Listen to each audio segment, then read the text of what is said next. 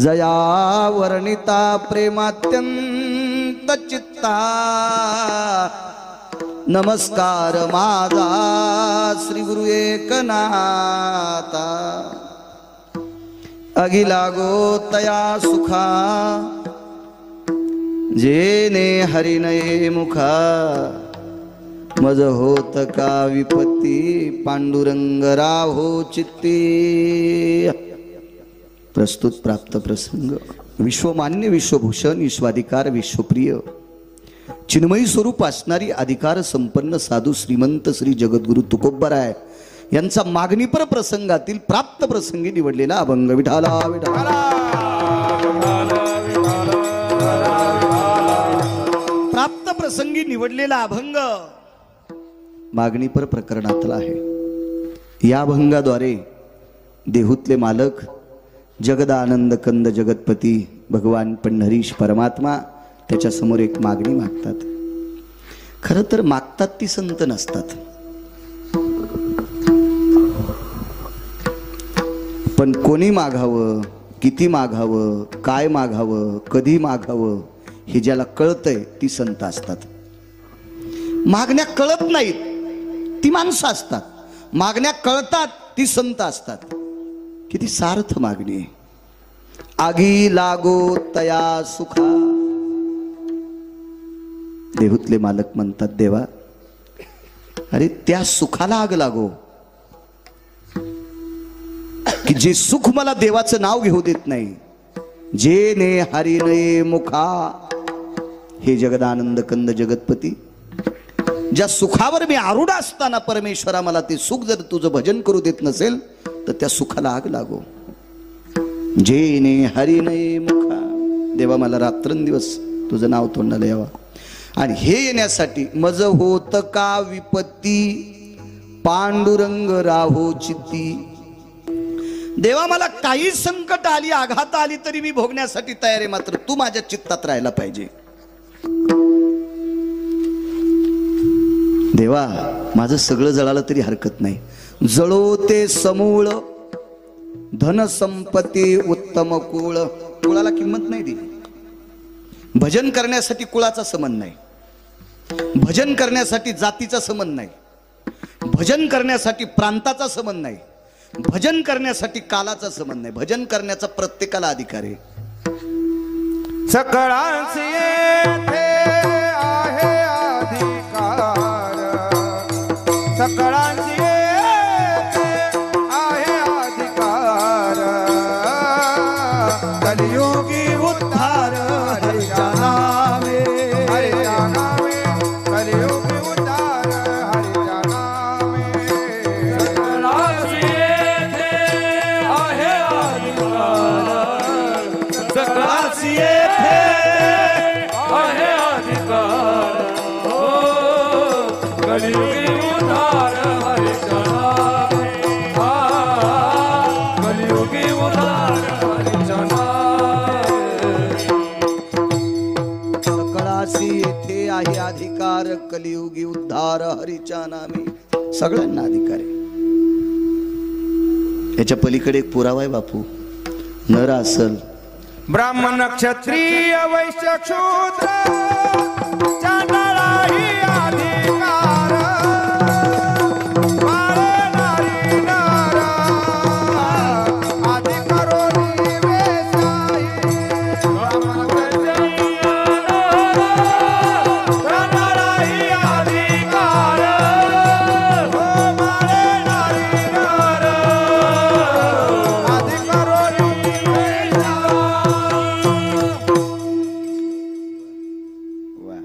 ब्राह्मण क्षत्रिय वैश्य शूद्र चांडाळा ही अधिकार, चांडाळा ही अधिकार। बाळे नारी नर आणि पुढं तर बघा किती टोकाचं, बाळे नारी नर आदी करोनी वेश्या।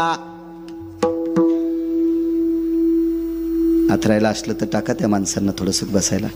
इकडे एका शेतकऱ्यानं चवाळं मोठं टाकलं बरं बसायला, गिरगावकराचा शब्द मानला त्यांनी। त्या शेतकऱ्याला भरपूर सोयाबीन हो पुढच्या वर्षी। विठाला विठाला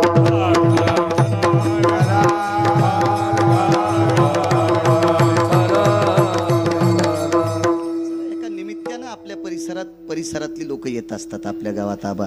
त्या निमित्तानं त्यांचा सन्मान करणं अत्यंत गरजेचं आहे. आज इथं येणारा प्रत्येक व्यक्ती ज्ञानोबाराय तुकोबारायचा साधक आहे. विठाला विठाला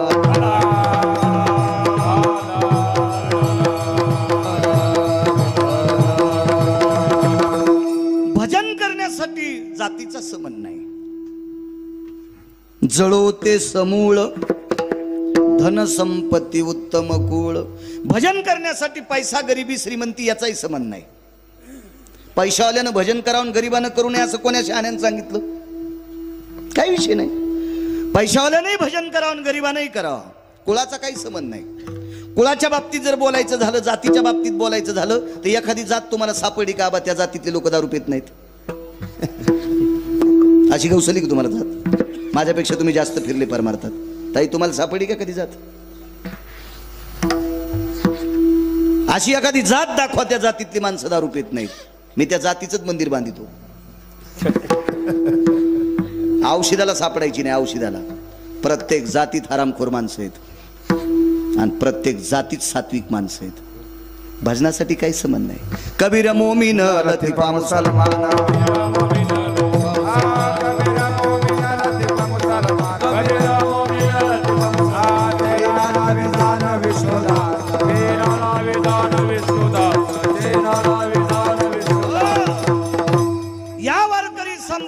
कबीर मोमीन लतीफा मुसलमान सेना नाविजान विष्णुदास. काही जातीचा संबंध नाही. उच नीच योनी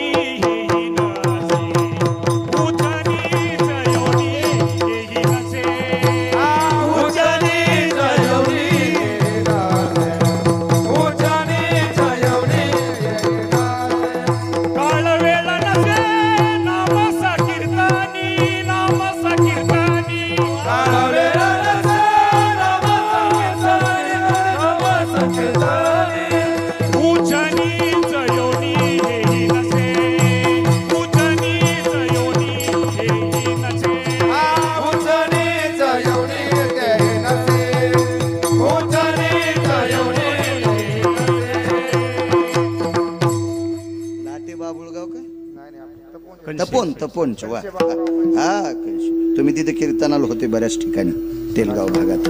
वा छान. असा पुरावा द्यायला म्हणजे कोटीची नोट असते. कीर्तनकार रस्त्यानं चालला याचं हे नियम आहेत. प्रमाण आले पाहिजे. वाकोड प्रणाम तुम्हाला. भजनासाठी जातीची चौकट नाही. म्हणून मालक म्हणले जळो ते समूळ धन संपत्ती उत्तम कुळ. एका अभंगामध्ये नामदेवराय गोड बोलले जन्म हो का भलते जन्म हो का भलते जन्म हो का भलते जन्म हो का भलते हरी नचके हरी भक्ते हरी नचके हरी हरी नचके हरी भक्ति हरी नचके हरी भक्ति हरी नचके हरी भक्ति. नामदेवराय म्हणतात देवा मला कोण्याही जातीत जन्माला घाल पण मला हरिभक्त कर. वारकरी आबा कोण्याही जातीत जन्माला येऊ तो पूजनी ते अधिकारी मोक्षाचे. हो का उत्तम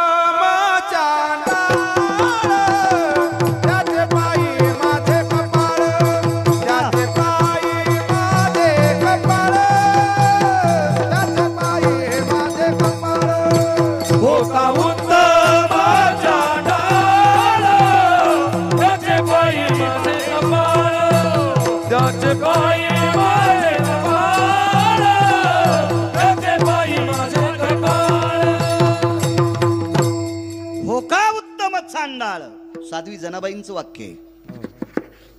राधाताई जनाबाई म्हणतात उत्तम कुळातला आहे का चांडाळ कुळातला आहे पण वारकरी आहे ना त्याच्या पायावर माझं कपाळ आहे. पंढरीचे वारकरी त्यांचे पाय माझे श्री. वारकरी आहे ना मग त्याचे पाय माझ्या डोक्यावर. जनाबाई म्हणतात बरं जनाबाईचा अधिकार किती मोठा. एखादी माऊली आहे का तिच्या हाताने पंढरपुरातला मालक जेवला. नाम याची जनी कोणती भाव जेवी पंढरी राव ते सबे. जगाचा पाप तिच्या ताटात जेवत होता राधाताई. काय बाई, आणि त्या बाईनं म्हणा वारकरी कोण्याही जातीतला असू द्या त्याचे पाय माझ्या डोक्यावर.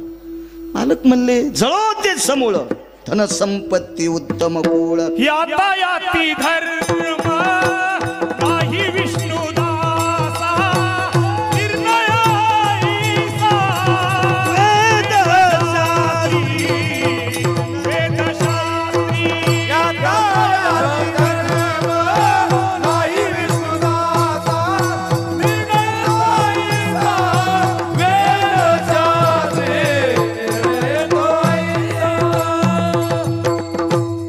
बापू गोड माणूस पण धोत्र घालायला लावायचा दुसऱ्या कीर्तनात. हा धुतले म्हणले वाढलं नाही. धोतर घालायला लावायचं. असे माणसं नियमात पाहिजे, कारण अभ्यासू माणूस आहे ना, संप्रदायाला पोषक माणूस आहे.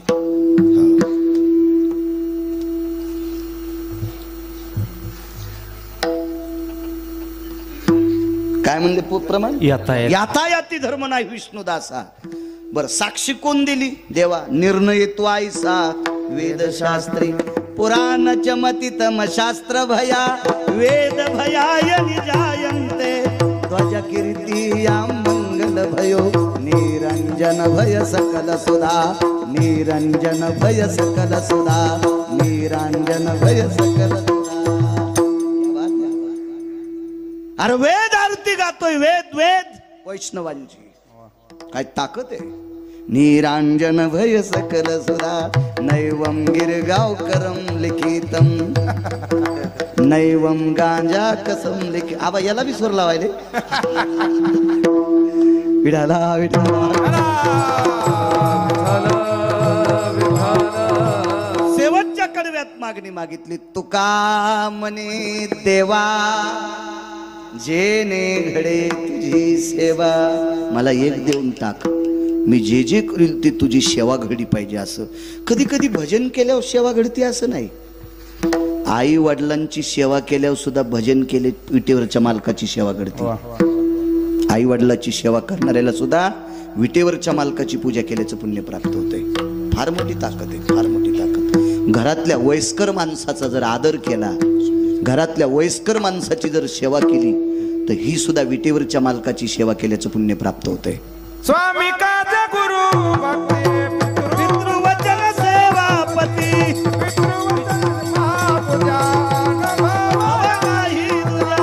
स्वामी काज गुरु भक्ती पितृवचन सेवापती. हे तुझी महापूजा अनुभव नाही तुझा. या मागून या जागा आहे. स्वामी काज गुरु भक्ती पितृवचन सेवापती. हीच विष्णूची महापूजा अनुभव नाही तुझ्या. माणसं एकाच दिवशी जास्त गर्दी करते. तू वाटून वाटून सगळ्या कीर्तनाला यायला पाहिजे. विठाला विठाला.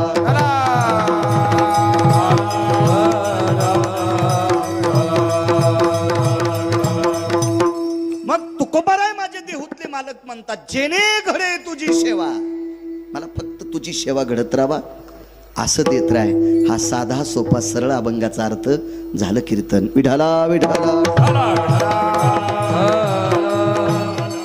मोठ्या श्रद्धेने, मोठ्या अट्टहासाने, मोठ्या असीम प्रयत्नाने गेल्या 50 वर्षापासून लावलेली धर्माची पताका, ही धर्माची मूर्तमेढ, ही ज्ञानाची ज्योत, हे अन्नदानाचं सत्र गेल्या 50 वर्षापूर्वी.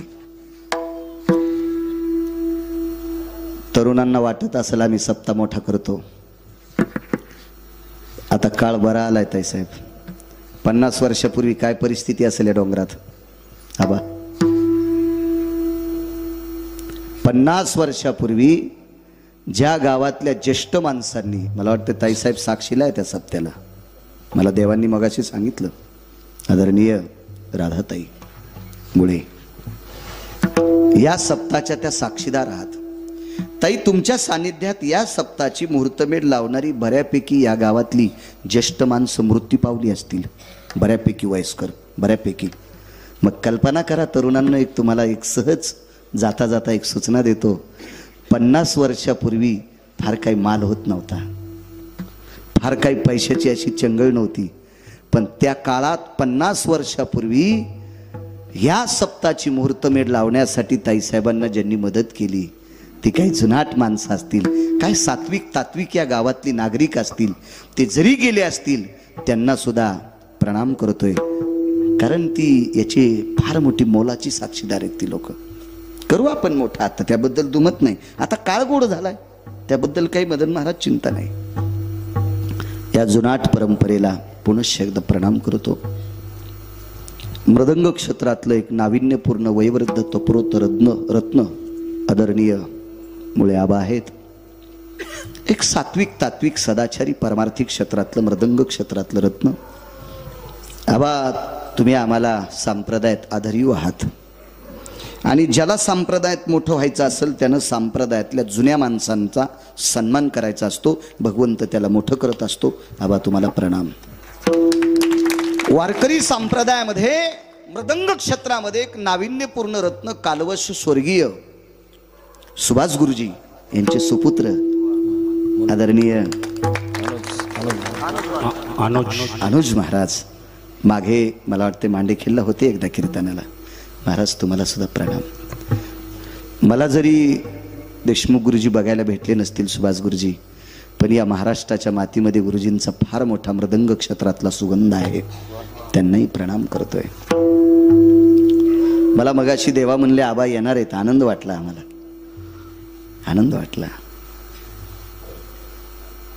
कारण का आदर करायचा बापू, यांनी परमार्थात फार काळ घासलाय म्हणून आपल्याला हा परमार्थ पाहायला भेटलाय. केला भोगवटा महालागी आम्हालागी, केला भोगवटा महालागी आम्हालागी, केला भोगवटा महालागी आम्हालागी, केला भोगवटा महालागी. उपवास मारणे राखीला दरवंत, उपवास मारणे राखीला दरवंत, केला भोगवटा महालागी आम्हालागी, केला भोगवटा महालागी आम्हालागी, केला भोगवटा महालागी आम्हालागी, केला भोगवटा महालागी. मागच्यांचा त्याग आहे म्हणून आमच्यासारख्या कालच्या कीर्तनकारांना परमार्थात येण्याचा योग आला. महाराज ज्ञानोबाराय तुकोबारायच्या नंतर ज्या साधकांनी आपला वेळ परमार्थात घातला म्हणून आपण माणसं म्हणून जगतो. ज्ञानोबाराय तुकोबारायच्या नंतर जर साधक परमार्थात त्या मार्गावर पडली नसती तर तुम्ही आणि मी उसातल्या डुकरात आपल्यात काहीच फरक राहिला नसता. त्या लोकांमुळं, ह्या जुन्या लोकांमुळं आपण आहोत. असो, गायनाचार्य हरिभक्तीपरायण राम महाराज असतील, गायनाचार्य हरिभक्तीपरायण आमचे मदन महाराज असतील, गायनाचार्य आदरणीय उत्तरेश्वर बापू वांगीकर असतील, गायनाचार्य आमचे हरिभक्तीपरायण राजेभाऊ महाराज बुलंद तोप महाराज तुम्हाला सुद्धा प्रणाम. सगळी मंडळी मस्तक माझा पायावरी या वारकरी संतांच्या दोन्ही चोपदारांना प्रणाम. साऊंड सिस्टीम वाल्यांना सुद्धा धन्यवाद. ग्रामजोशी आहेत गावातले, त्यांनाही प्रणाम करतो.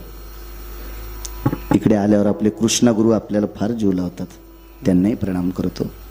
तुम्हा गावकऱ्यांच्या वतीने ज्यांच्याकडे बसलोत भोसले गुरुजी तुम्हालाही धन्यवाद. गावकऱ्यांच्या वतीने, तुमच्या सप्ताह कमिटीच्या वतीने मला ज्यांनी संपर्क केला आदरणीय परमार्थप्रेमी माणिक भाऊ दापकर, ते माझ्याशी संपर्क करत होते.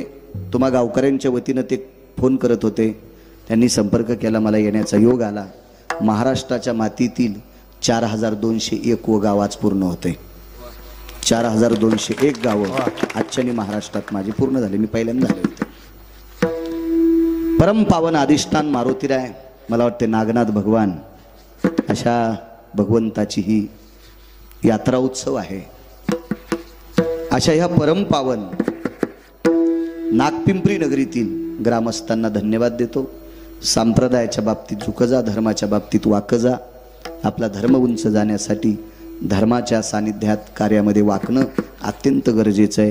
एवढा मोठा 50वा सप्ताह तुम्ही करता, तुम्हाला पुनश्च धन्यवाद. विठ्ठला विठ्ठल. अभंग समोर येतोय, आगी लागो तया सुखा. मालक म्हणतात त्या सुखाला आग लागो जे सुख मला देवाचं नाव घेऊ देत नाही.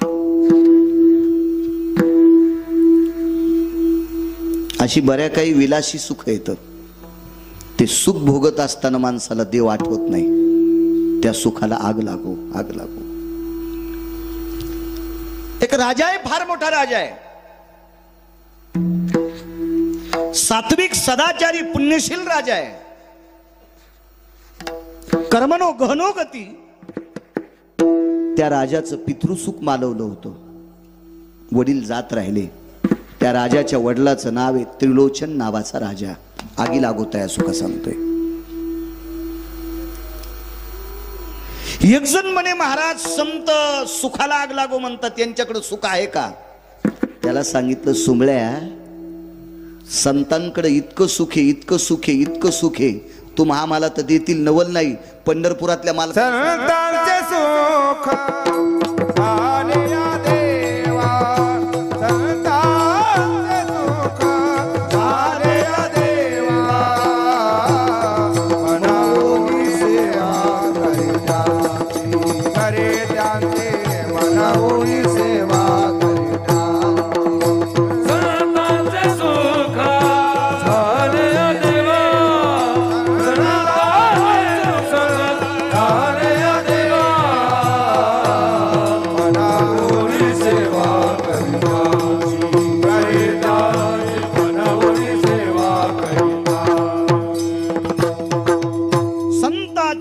झाले या देवा, मनवोनी सेवा करी त्यांची. संतांनी देवाकडचं, देवाने संतांकडचं सुख घेतलंय, पण फुकट नको म्हणले, म्हणून सेवा. अहो माझ्या अष्टादश संतांपैकी एका संतांकडे सुख फेडण्यासाठी पंढरपुरातला मालक 36 वर्ष वाचमन राहिला. दत्त चोपदारी करीताते, करीताते, दत्त चोपदारी करीताते, करीताते, चोपदारी करीताते, करीताते, दत्त चोपदारी करीताते. मन देवा रमताच्या घरी, दत्त चोपदारी करीताते, दत्त चोपदारी करीताते. मन देवा रमताच्या घरी, दत्त चोपदारी करीताते, दत्त चोपदारी करीताते. वेळा म्हणे देव राबे त्यांची घरी, दत्त चोपदारी करीत असे. 36 वर्ष एकनाथ महाराजांच्या घरी चोपदारकी केली जगाच्या मालकानं. का? सुख कसं संतांचं घ्यायचंय काम करत होता. या सुखा कारणे देव वेडावर वैकुंठ सोडून संत सदनी राहिला. त्याचा अर्थ असा आहे की देवाकडे सुख नव्हतं आबा, सुख फक्त संतांकडे होतं. आणि देवाला सुद्धा सुख, समाधान, सुख या शब्दाचा अर्थ समाधान, हे संत देऊ शकतात. म्हणजे संतांकडे सुख नाही असं एखाद्या भंगिऱ्यानं बचर बचर नाही बोललं पाहिजे. विठाला विठाला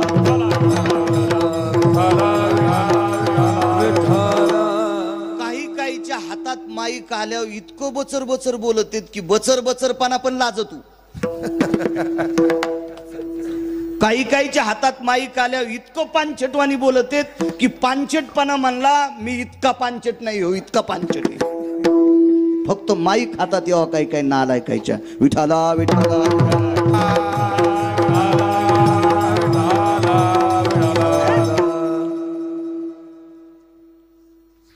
येरवी दिठिवे धिली कवळे, चांदनिया ते म्हणे पिवळे, तय माझ्या स्वरूपी निर्मळे, देखती दोष कामिन जयाच्या झाली नेत्राचे, तो देखे चंद्राचे पीतांबर, तो देखे चंद्राचे कामिन जयाचे, झाली नेत्राचे, तो देखे चंद्राचे पीतांबर, तो देखे चंद्राचे. नारायण बाबा कृपा पात्र आहेत. सद्गुरु नारायण बाबांची कृपा आहे बापूवर. कामिनी जया, कामीन जया, झाली नेत्रासी तो देखे चंद्राशी पितवर्ण. कावीळ नावाचा रोग ज्याला झाला त्याचे डोळे पिवळे पडते देव, आणि ते चंद्राला पिवळं म्हणते. पा भंगिरे, चंद्र पिवळा असतो का? तै स्वरूपी निर्मळे देखती दोष. देवाला संताला दोषी समजणारी भंगिरी आहेत ना अजून बी. काय संतांकडे सुखे हे वाचणं सोंबळ्या. तू डोका आहे तुला चांगलं, डोळे आहेत, वाच तू वाच. किती संत श्रीमंत होते, संतांकडे सुख आहे. थांबा थांबा राहू द्या. सुख हे चिठाई बहुपाई संतांच्या. वा, चांगला पुरावा आहे, छान आहे, गोड पुरावा. फक्त त्यांना माईक नव्हतं. असं होतं बरं कधी कधी. ज्याला दात चांगले आहेत त्याला हरभरे नाहीत, आणि ज्याला दातच नाहीत त्याला 150 क्विंटल हरभरे झाले. कसे खातो बापू तू? विठाला विठाला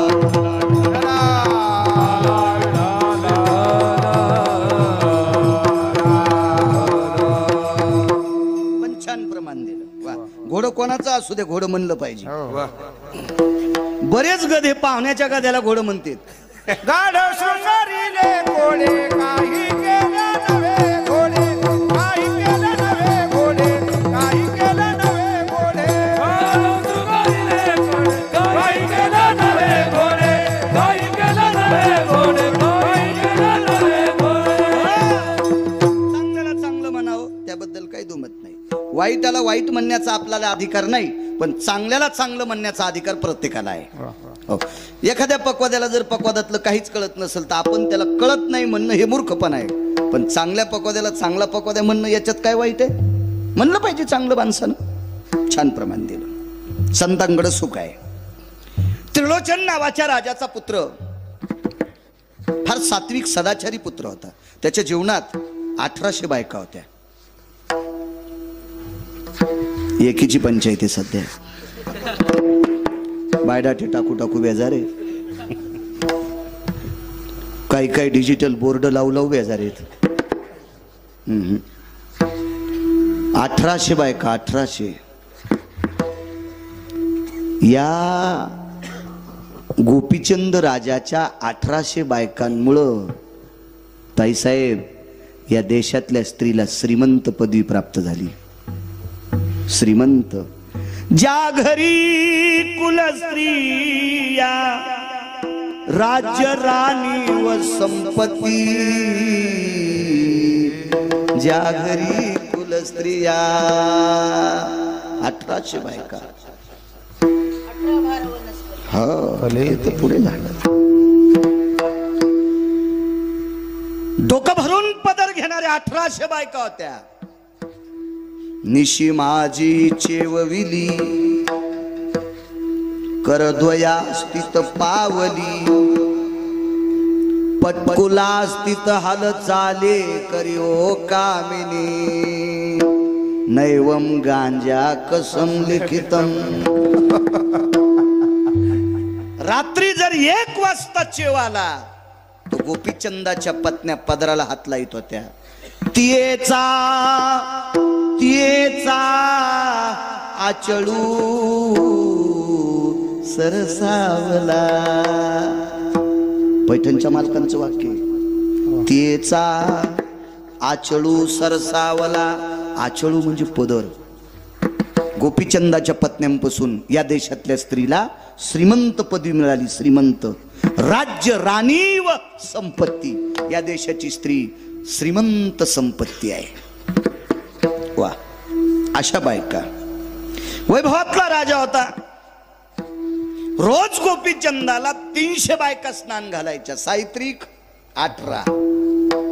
आमचा मित्र म्हणला काय सांगायचं महाराज, रोज सकाळी माझी बायको गरम पाणी टाकीती. एकदा ऐकलं मी. कधी भेटल्यावर काय सांगायचं बाळू महाराज, काय माझी मंडळी गरम पाणी आंघोळीला देती. म्हणला आमची नदीला धाडी ती. तिळभर करायली निळभर सांगायली. तुझी काय इडपटीच काय? आमच्या नाही टाकीत का आम्हाला पाणी गरम? अरे पुराणातल्या लोकांचं सांगा. आपलं काहीच कायला सोमळ्या आहेच काय आपलं. ईदभर लाकडून 17 हात दिलपी घालायचे. आबा सूर सनई चौघडा बावनिया चंदनाचा चौरंग, सोन्याच्या फिरक्या, नाना प्रकारचं सुगंधी द्रव्य देवा अंगाला लावायला, सोन्याचा घंगाळ, काय थाट. तिसऱ्या मजल्यावर आई होती ना, आईच्या डोळ्यातून पाण्याचा थेंब पडला. पोराचं सुख पाहिल्याच्या नंतर तिला दुःख वाटलं असं नाही, तिच्या पक्क लक्षात आलं याच्यापेक्षा 1000 पटीने याच्या बाबाचं सुख होतं. पण तिनं डोळ्यानं आपल्या पतीला लाकडात जाळलेलं पाहिलं.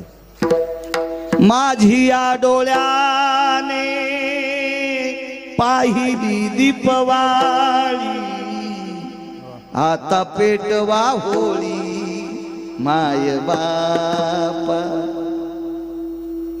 मालकाचे हाड लाकडासारखे जळाले, अंगावरचे रोम गवतासारखे. तोरे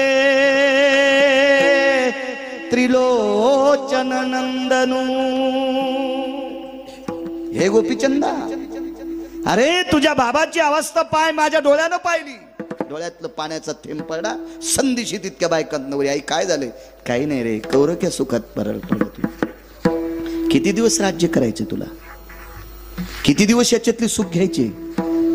अरे तुला मुलं बाळ झाले, 1800 पत्न्या आहेत, एवढ्या मोठ्या वैभवातला तुझा संसार, समुद्र वलयांकित साम्राज्य आहे तुझ्याकडे. एवढं मोठं वैभव असताना तू एखादीशी देवाचं नाव घेतलंस का रे? काय सांगशील देवाला?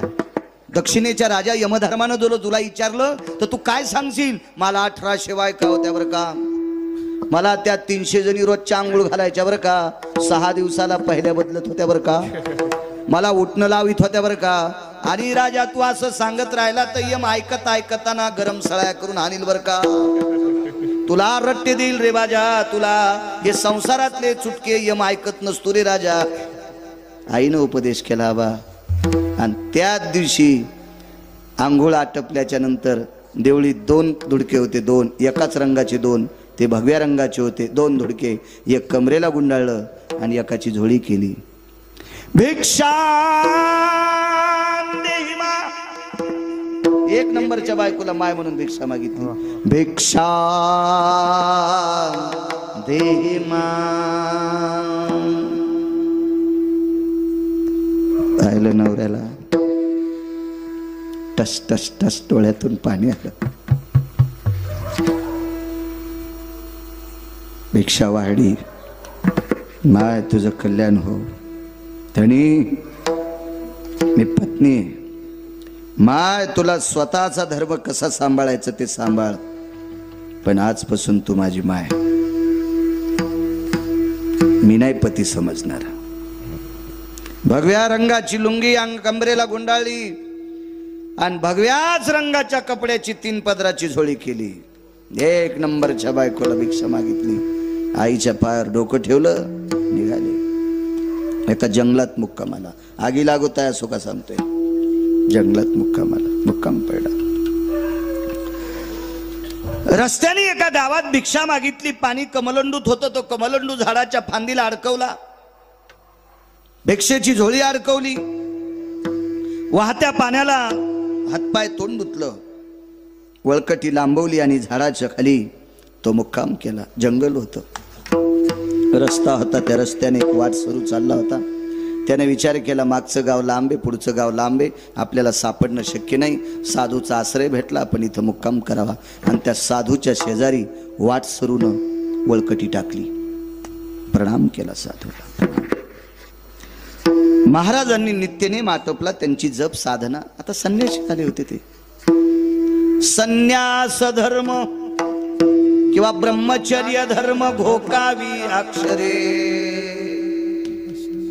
हो, संन्यासी आणि ब्रह्मचर्याने नित्य अभ्यास करायचा. नित्य शास्त्राची, वेदाची, पुराणाची अक्षरं घोकायची आणि पाठांतर करून तुमच्या माझ्यासारख्या भरक्या जीवांना उपदेश करायचा. हे ब्रह्मचर्याचं संन्यासाचं काम पुराणात सांगितलं.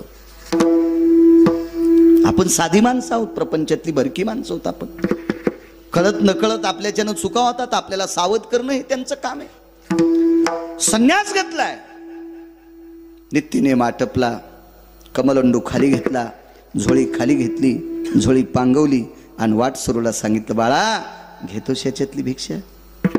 त्याच्याजवळ काही नव्हतं, देवा काही नव्हतं.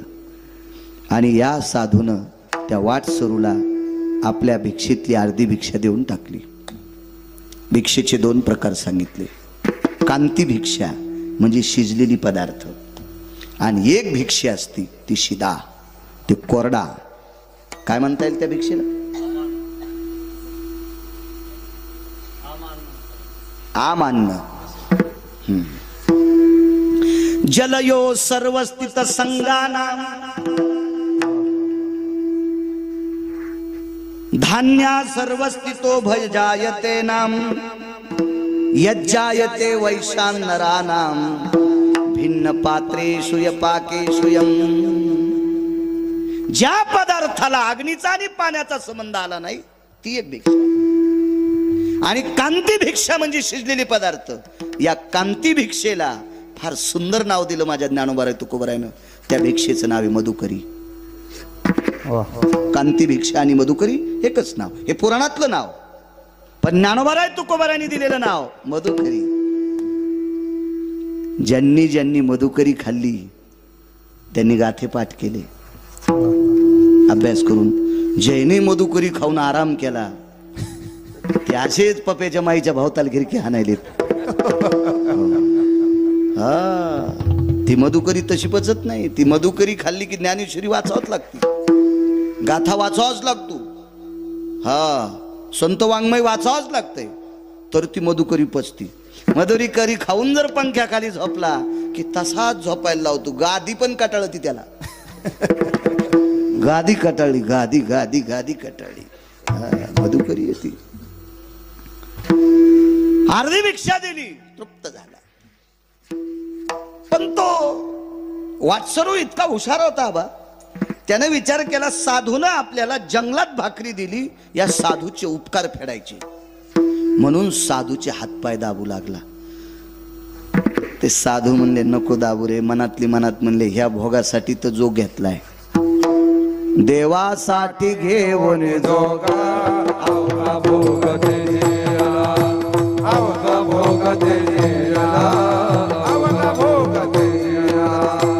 देवासाठी घेऊन जोगा अवघा भोग तेजेला, अवघा भोग तेजेला, अवघा भोग तेजेला. देवासाठी घेऊन जोग आणि अवघा भोगत त्याची याला. अरे देवासाठी भोग त्याचलाय. 1800 बायकांना सोडले. मुक्तचंदाच्या हाती राज्य देऊन टाकलं. पुत्र होता मुक्तचंद, त्रिलोचन, गोपीचंद, मुक्तचंद. अरे कशाला हातपाय दाबता? नाही म्हणे महाराज, या जंगलात काय भेटलं असतं तुमच्यामुळे, मला जेवायला भेटले, उपकार साधूचे नकोय. हातपाय दाबले. हातपाय दाबीत असताना महाराजांना सहज विचारलं कुठं चाललास रे? काही नाही म्हणे, काही अंतरावर गोपीचंद नावाच्या राजाची नगरी आहे आणि त्या राजाकडे 5-6 महिन्याला मी भिक्षा मागायला जात असतो. एकदा भिक्षा मागितली की 6 महिने कोणाला भाकरी मागायचं काम नाही, इतकं राजा द्रव्य देऊन टाकतोय. तर ज्या महाराजाने विचारलं त्यांना समोरचा वाटसरू सांगत होता मी गोपीचंद राजाकडे चाललो. तर झोपलेले महाराज म्हणले ते भिकारी गोपीचंद का? वाक्य नीट आहे का? त्या वाटसरूला काय म्हणले महाराज? तो भिकारी गोपीचंद का? इतका राग आला मदन बुवा त्या माणसाला. ते म्हणलं ए महाराज हिशाबात बोल, भाकर दिली म्हणून तू हातपाय दाबायला लागलो. अरे तुझ्यावर चालू ते, अरे तो भाकर दिलीस म्हणून तू हातपाय दाबायलो आणि एवढ्या मोठ्या राजाला भिकारी म्हणतोस? काही ठोक आहे का तुला? आथरून उचललं दुसऱ्या झाडाखाली. अरे झोप ना, काय म्हणला तू? यासारख्या महाराजाजवळ कशाला थांबायचं? गोपीचंदावर किती प्रेम होतं त्याचं. हे कोण होते? गोपीचंद होते. गोपीचंद महाराजाच्या रूपात असताना पुन्हा वळकटी उचलली. म्हणला महाराज सरळ सरळ कळत्या भाषेत सांगायलो, मी जिथं झोपेल त्या झाडाखाली वळकटी तो आणायची नाही. तो इथं दगडाला कमी नाही हा राजा महाराज, मी दगड हाणीन. अरे का रे बाबा, गोपीचंद राजाला भिकारी म्हणता? चांदण्याचा प्रकाश होता ताईसाहेब. चांदण्याच्या प्रकाशात Anuj Maharaj touch touch touch touch touch touch महाराजाच्या डोळ्यातून पाणी आलं. काय म्हणावं भिक्षुक्यानं? म्हणला रडून जिरूच नकोस. हा गोपीचंद राजाला भिकारी म्हणला ना, आता रडून जिरवायला रे महाराज. महाराजानं सांगितलं बाळा मला अश्रू याच्या करता आले, तुझी गोपीचंद राजावर किती श्रद्धा आहे. माय बापा समान मानतो म्हणे त्या राजाला. अरे माय लेकरावर जितकं प्रेम करते इतकं प्रेम करणारा राजा गोपीचंद आहे. महाराज तुम्ही त्याला भिकारी बनलात. महाराजानं सांगितलं, बाळा ज्या गोपीचंदावर माय बापा इतकी श्रद्धा आहे तो गोपीचंद मी आहे. पाय धरले. महाराज आपलं राज्य कोणी नेलं? कोण नाही नेलं. 1800 पत्न्या कोण नाही नेल्या. मुलगा कोण नाही नेला. त्याला राज्य दिले, आहे ती संपत्ती पत्न्यांच्या स्वाधीन केली. प्रपंचातलं वय संपलंय. संसाराच्या तापे तापलो मी देवा, करिताया सेवा कुटुंबाची. कौरव करू फलकट तो संसार, येथे सार भगवंत. आईशे जागवितो मना, सरिशे जना सहित. नको म्हणले आता. मग तुम्ही हा जोग घेतलाय. ऐक म्हणे 1800 पत्न्या, राज्य स्वराज्य, समुद्र वलयांकित साम्राज्य, हे सगळं उपभोगत असताना विटेवरच्या मालकाचं आणि काशीतल्या मालकाचं नाव तोंडाला येत नव्हतं. ते सुख देवाचं भजन करण्याकरता अडथळा करत होतं. म्हणून त्या सगळ्या सुखाला लात मारली आणि आता महात्मा झालोय म्हणून मालक पहिल्या कडव्यात म्हणतात, आगे लागो तया सुखा, आगे लागो तया सुखा, आगे लागो तया सुखा सुखा, आगे लागो तया सुखा, आगी लागो तया सुखा, आगी लागो तया सुखा, आगी लागो तया सुखा, आगी लागो तया सुखा. जेने हरी नये मुखा, जेने हरी नये मुखा, जेने हरी नये मुखा, जेने हरी नये मुखा, जेने हरी नये मुखा, जेने हरी नये मुखा, जेने हरी नये मुखा, जेने हरी नये मुखा. मन होत कावीपती, मन होत कावीपती, मन होत कावीपती, मन होत कावीपती.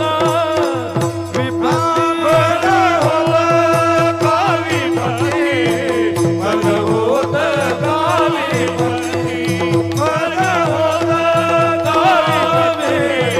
मन होत कावीपती,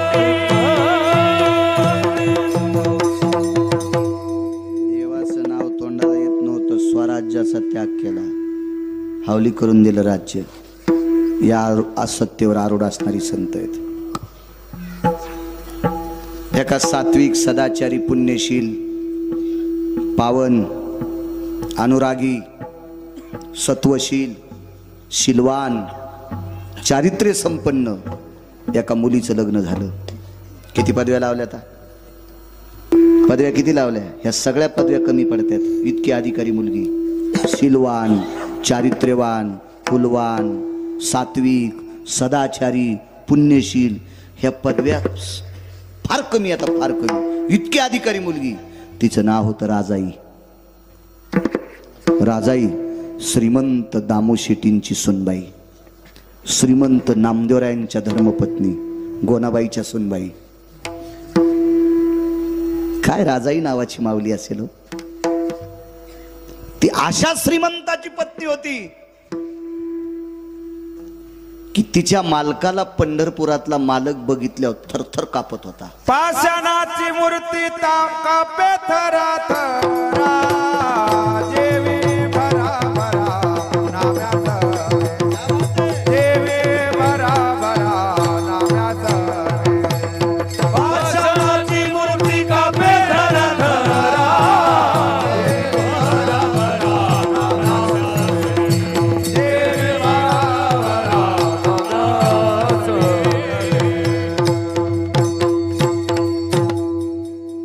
येठण घालून आऊत हाणायचा जर कटाळा असल तर येठण खालून दिल्यावर तरी आवत आणलं पाहिजे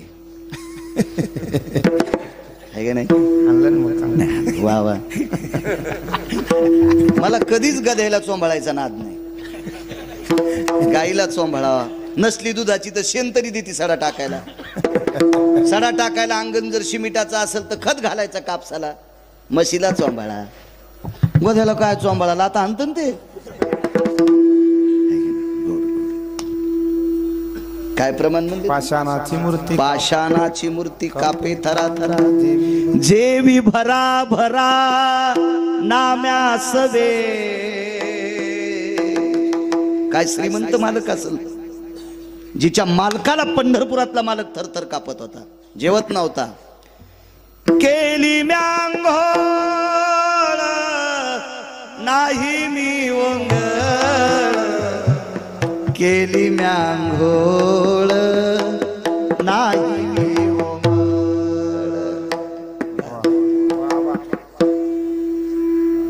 शहाण्याबाईनं घातलेलं लोणचं 2 वर्षाच्या नंतर खा. वाळलं न तर पाण्यात बुडून खा, तरी अर्धी भाकर आगाव खातो माणूस. शहाणेबाई तसे शहाणं का. आणि टिकल्यावालीनं घातलेलं लोणचं 4थ्या दिवशी त्याच्यावर फेदरी.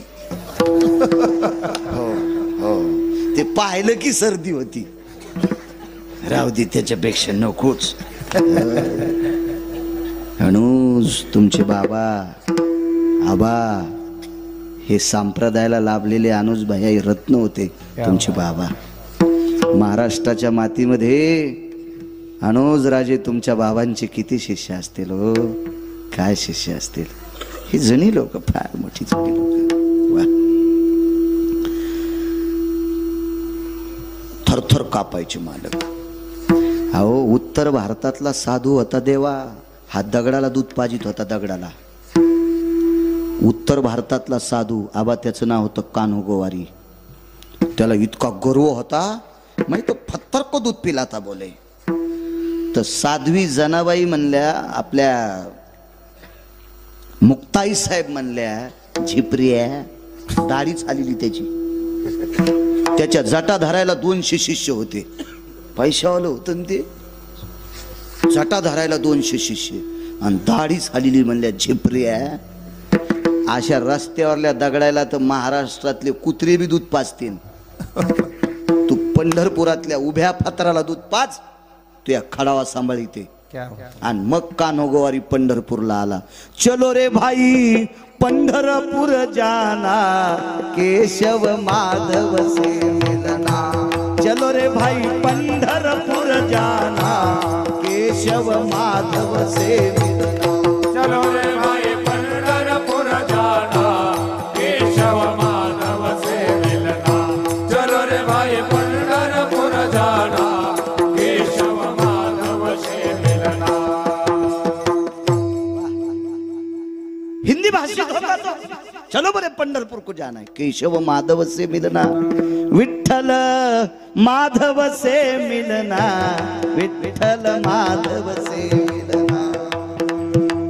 आणि मग कान्होगोवारी पंढरपूरला आले आणि सोन्याची गुंडी घेऊन दूध पाजू लागला. गरुड खांबापाशी गेलं की पंढरपुरातल्या मालकानं सांगितलं, अग्नी नारायणा हे फुगीर आहे आणि फुगिराच्या हाताने मी नाही नैवेद्य घेत. तिळ मात्र जरी होयाभिमान, मेरू तो समान भार देवा. मालकानं सांगितल्याबरोबर देवा अग्नीनं दुधात प्रवेश केला आणि इतकं दूध उकळलं की कान्होगोवारीचे हातच जळाले. लहा लहा करू लागला. मग मुक्ताई साहेबांनी सांगितलं, नामदेवा पाजन दूध. तर दूध आणायला पैसे नव्हते. आई साहेब कान्होगोवारी श्रीमंत आहे तर आपल्याकडे पैसे नाहीत. मुक्ताई साहेब म्हणल्या, नामदेवा किती दूध सांडलंय परवरात, हे भरा. तर नामदेवराय म्हणले, आई साहेब म्हणजे मुक्ताई साहेब, आई साहेब ह्या दुधाला आपले पाय लागलेत. मग राधेच्या पायाची माती पाण्यात टाकून त्याला प्याव वाटती असं कोण म्हणतंय? मुक्ताई साहेब. मग आपले पाय का घाणीतून थोडेच आलेत.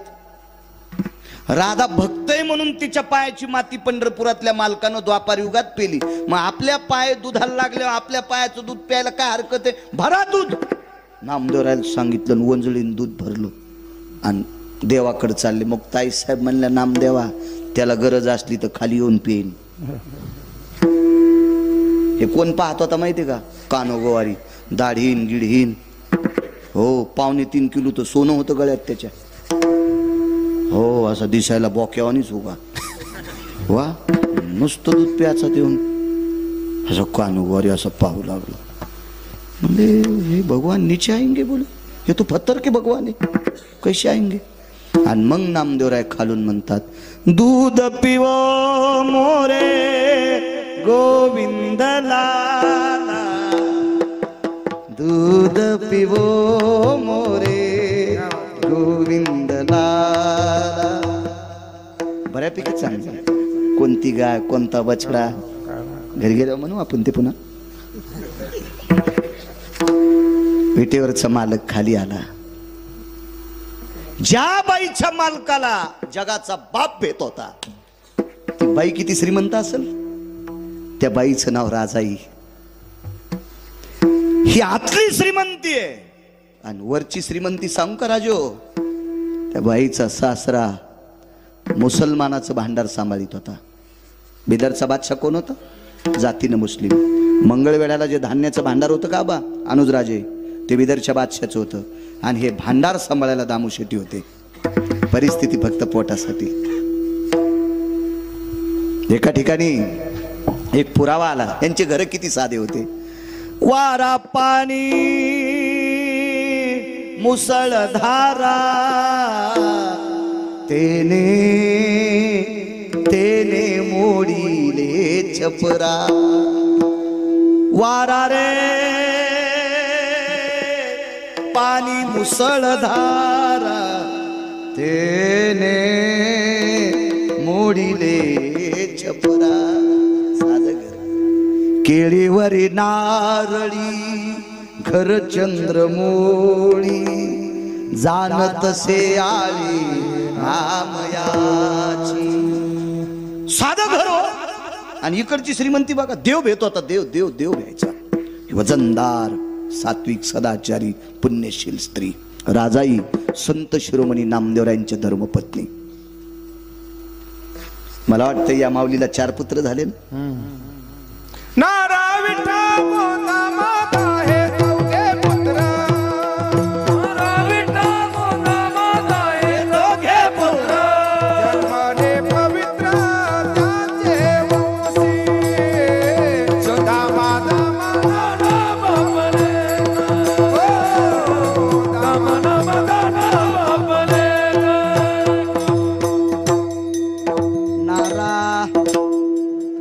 विठा मादा 4 जन्मले ते वंशी. नामदेवरायाच्या कुळात, दामोशीटीच्या कुळात हे 4 नातू जन्माला आले. 4. चौघांपैकी एकाला मुलगा झाला. त्याचं नाव होतं मुकुंद. नामदेवरायाचा वंश पुढे मुकुंदाचा वाढला. मुकुंद. काय नाव असेल नामदेवरायाच्या ज्येष्ठ सुनाचं? लाडाई. वा, लाडाईला मुकुंद झाले. हो, आपल्या वंशावळी, संतांच्या वंशावळी पाठ ठेव जा. कल्याण करेल देव तुम्हाला. जे भक्त चरित्राते प्रशंसती, तेही प्राणा परोते मजा आवडती निवृत्ते. जे भक्त चरित्राते प्रशंसती. पंढरपुरातल्या मालकाला जीवापेक्षा जास्त आवडतात. आपल्या संतांची यादी अंतःकरणात ठेवा. मुकुंद नामदेवरायाचे पुढे नातू, तिथून पुढे मला वाटतं आता 14वे का 15वे वंशज नामदास महाराज वंशज आहेत त्यांचे. मुकुंद महाराजांपासून भारदस्त कुळ. आणि त्या नामदेवरायाच्या धर्मपत्नी राजाई. अत्यंत परिस्थिती साधी. ज्या घरी असलेल्या माऊलीनं लोकांच्या शेतात गौऱ्या येचून चूल पेटवावी, दास्यत्व केलं, दासीना मयाची म्हणून या. साधी परिस्थिती नामदाराच्या घरी. आणि राजाईला दीपावलीला नेण्यासाठी तिचे भाऊ आले, माझ्या राजाई आईसाहेबांचे बंधू आले. बंधू दिवाळीला जा वाटतो. तुम्हाला एक सांगू का, नवरा कलेक्टर जरी असला तरी बाईला माहेर आवडतं. आणि जिला माहेर आवडत नाही का तिला बाई म्हणायचंच नाही. साडी नेसती, लुगडं घालती म्हणून बाई म्हणायचं. दीपवाळीच्या सणा लेकी असावं.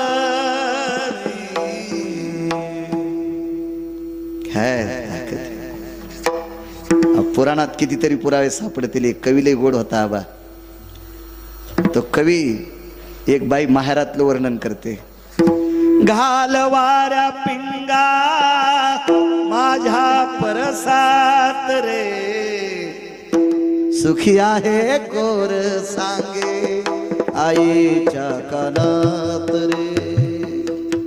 परसात गवऱ्या लावता लावता वारं सुटलं आणि त्या वाऱ्याला ती बोलू लागली, जाय रे भाऊ, येऊ शकत नाही दिवाळीला न्यायला, पण सांग माझ्या आईच्या कानात तुझी मुलगी खुश आले.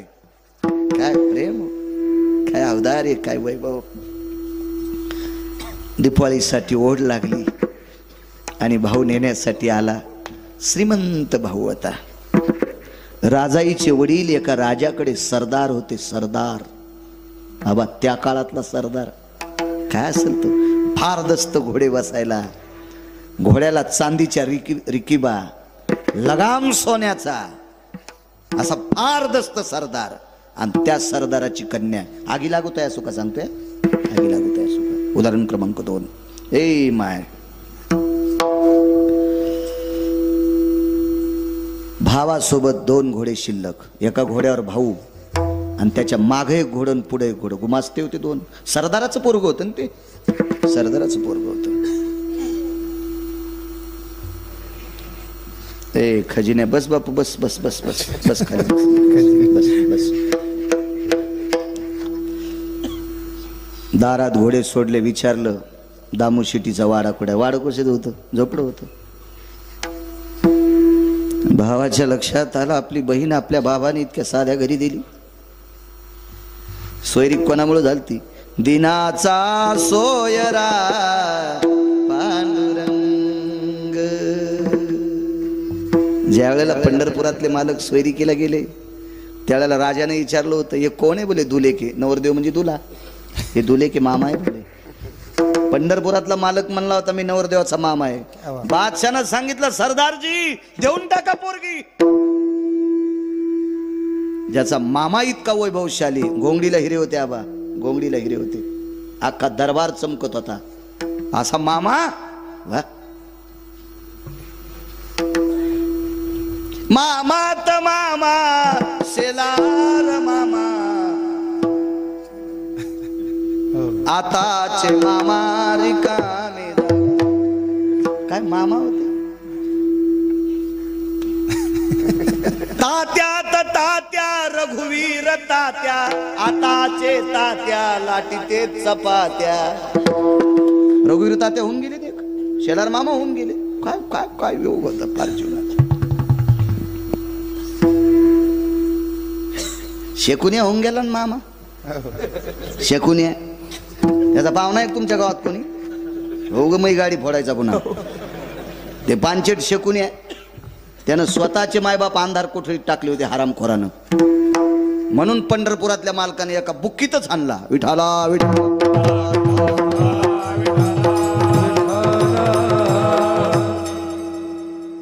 त्याला काय चोंभाळायचं रगिलाला. शकुनी नावाचे राजे होते. मुगड्या बस सुंबळ्या शकुन्या म्हणजाय त्याला. कारण देवाचे आई वडील बंदीशाळेत टाकले होते. इतकंच नाही पाप केलं, स्वतःचे मायबाप. कंस हा कंस आहे. शकुन्या, शकुन्याचं एक सांगू तुम्हाला, ते होतं कधी कधी मेमरी कार्ड. शकुन्यानं बहिणीच्या पोरायला पत्ते खेळायला शिकले. इतका हरामखोर होता शकुन्या. बहिणीच्या पोराला पत्ते खेळायला शिकायले. ते लुडो नावाचा खेळ. हो, या लुडोमुळेच कोरोना जास्त वाढला होता. थुत्रात थुत्र घालून खेळू लागले तेव्हा. हे काही मामा हलकट मामा होते हो काही विचार केला आपल्या ताईला अशा साध्या घरी दिले. चला आदर आवाज दिला. ताई गोणाबाईने सांगितलं राजा वजनात बोलायचं हो. काय सासू सुनायचं प्रेम असायचं. आताच्या सासू सुनायचं पाहिलं तर सासू म्हातारी मांजरण सून नाही तर मी मांजर बोच करूच या दोघीच्या बोचकरणीत म्हातारं मंदिरात झोपायले पोरग रानातच उसात भाकरी खाले मिळच नाही नो कशाला. आणि पुन्हा या हरिपाठ वाचायला कशाला वाची ती दोरके मंजुळे कस्तुरे अंतिके कशाला आगाऊपणा करायची. आहिकचे धड नाही तयाचे परत्र कुसशी काही. कथनी पठनी करुणी काय राणी वाचुनी वाया जाय राणी वाचुनी वाया जाय राणी वाचुनी वाया जाय. कथनी पठनी करुणी काय राणी वाचुनी वाया जाय राणी वाचुनी वाया जाय राणी वाचुनी वाया जाय.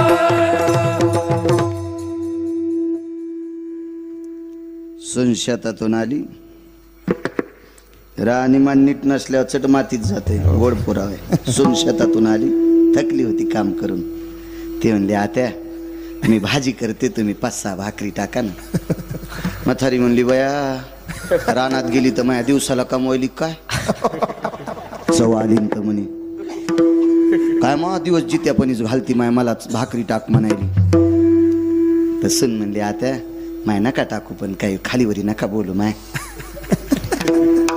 नका बोलू. मी भाकरी बी करते आणि भाजी बी करते.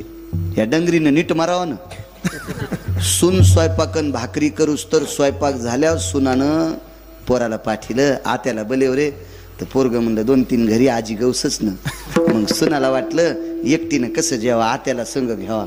तर सून सासूला बघायला गेली तर शेजारीन चपात्या करू लागली आणि ही एडगळ म्हातारी उंडे करून देऊ लागली. ही मागच्या जन्मातली मांजर होती घर धोंडी. म्हणजे सुनानं भाकरी कर म्हणल्यावर म्हणली करायच्या नाही आणि शेजारीन चपात्या करू लागली तेव्हा ही उंडे करून देऊ लागली. नाही हिच्या अंगात झोपीत भितड पडायचं का हिच्या अंगावर. हा घरात सगळं ठोकून द्यावं लागेल अशी म्हातारी. सुनालय खुश झाल्यान पण नागपिंपरीतल्या सुना म्हणल्या बाई याला दरवर्षी आणि जा मस्त मथऱ्याला बॉम्ब टाकायला. पण सुनायनं जराशी तरी धरा. तुळस नाही म्हणालो मी गाय नाही म्हणालो मी काय धरा. वा वा हेच ऐकायचं होतं मला तुमच्याकडून. ज्या सुनाला ज्या सासूनं कपाळाचा मालक दिलाय ज्या सुनाला आपल्या सासू सासऱ्याने कपाळाचा मालक दिलाय त्या सासू सासऱ्याला मायबाप समजायचं. त्या सासू सासऱ्याची संपत्ती खाऊन जर सासू सासऱ्याला मायबाप समजित नसेल तर तिच्या माईला तिची भावजई राखेल टाकून फुकीन. आता सासा खुश झाल्या. ओरिजिनल डॉक्टरनं बिमारीचं निदान लावून औषध बी दिलं पाहिजे आणि पथ्य बी सांगितलं पाहिजे. त्या डॉक्टरला कोणी वाईट म्हणत नसते. आता सुना खुश आणि सासू बी खुश. नाही झाल्यावर गिरगाव करावं दगड तरी हाणायच्या नाही मलाच म्हणला. संसारात चांगलं वागणं माझ्या माईंडनं सगळ्यात मोठं कीर्तन आहे. नंबर 1चं भागवत त्याला म्हणायचं. नंबर 1ची पंढरीची वारी म्हणायचं. नंबर 1चा यज्ञ त्याला म्हणायचं. जे संसारातल्या लोकांसोबत नीट वागत नाहीत रक्ताच्या नात्यातल्या लोकांसोबत नीट वागत नाहीत जे मायबापासोबत नीट वागत नाहीत ज्यांनी संपत्ती कमवली त्यांच्यासाठी आपण नीट वागत नाहीत. आपण लोकांसाठी चांगले वागू शकतो का. आपल्याकडे योग्यता आहे का ती पात्रता आहे का आपल्याकडे ती. घरातल्या लोकांसाठी चांगलं वागणं काय सुना सर आवाज दिला.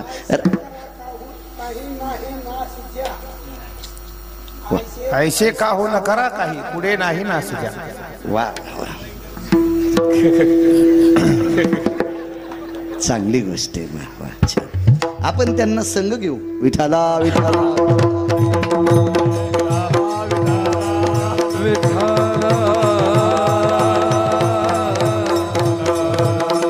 आवाज दिला. राजा राजाही नाव होत. ए राजा जी आत्या बाहेर कोणीतरी बोलतय का ताई म्हणतय. पण काय आज्ञाधारी सून असेल देवा.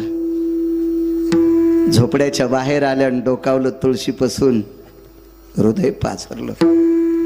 सासूला सांगितलं आत्या माझा दादा आलाय, माझा भाऊ आलाय. भोनाबाई बाहेर आल्या. बाळा या या या बाळा या या. आल्याबरोबर बहिणीच्या सासूचं दर्शन घेतलं. ही परंपरा आहे आपल्याकडं, ही मर्यादा आहे, आपल्या संप्रदायाची रीत आहे. दर्शन घेतलं बहिणीच्या सासूचं. गोनाबाईनं तोंडावर हात फिरला. बाळा आलात? जी आलो. काय काय ताईला नेण्यासाठी आलो, दीपावलीसाठी. आगी लागू तया सुका सांगतो. गोनाबाईनं लक्षात घेतलं आपण सासू आहोत. नामदेवराय बाजूला होते. नामदेवरायने विचार केला आपण हिचा पती आहोत, पण या घराचे मालक आपले बाबा आहेत. सूत्रधार बाबा होते आणि बाबा मंगळवेड्याचं भांडार सांभाळायला होते. निरोप केला. घरी आले. घरी आल्यावर गोनाबाईने सांगितलं अहो ऐकलत का.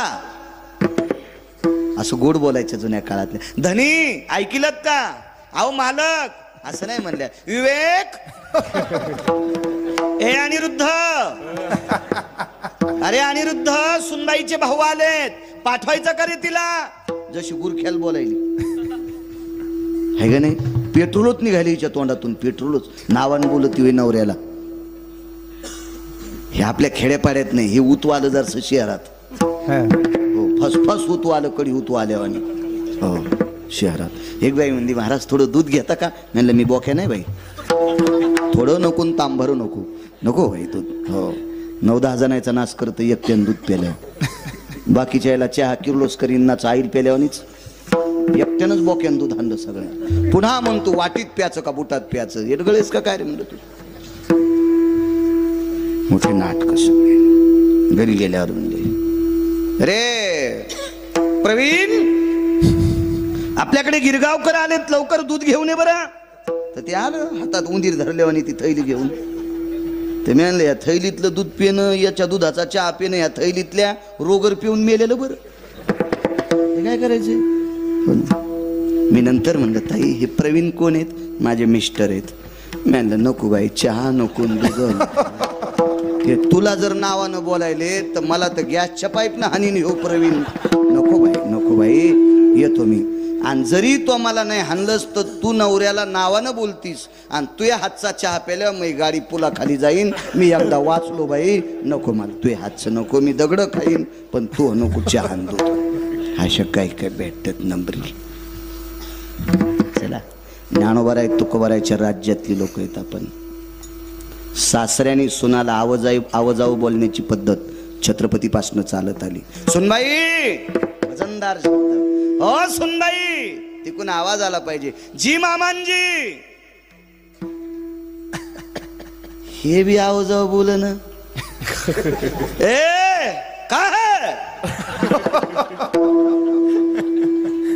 त्याच्यामुळं मशीन लावा लागायल्यात कानायला.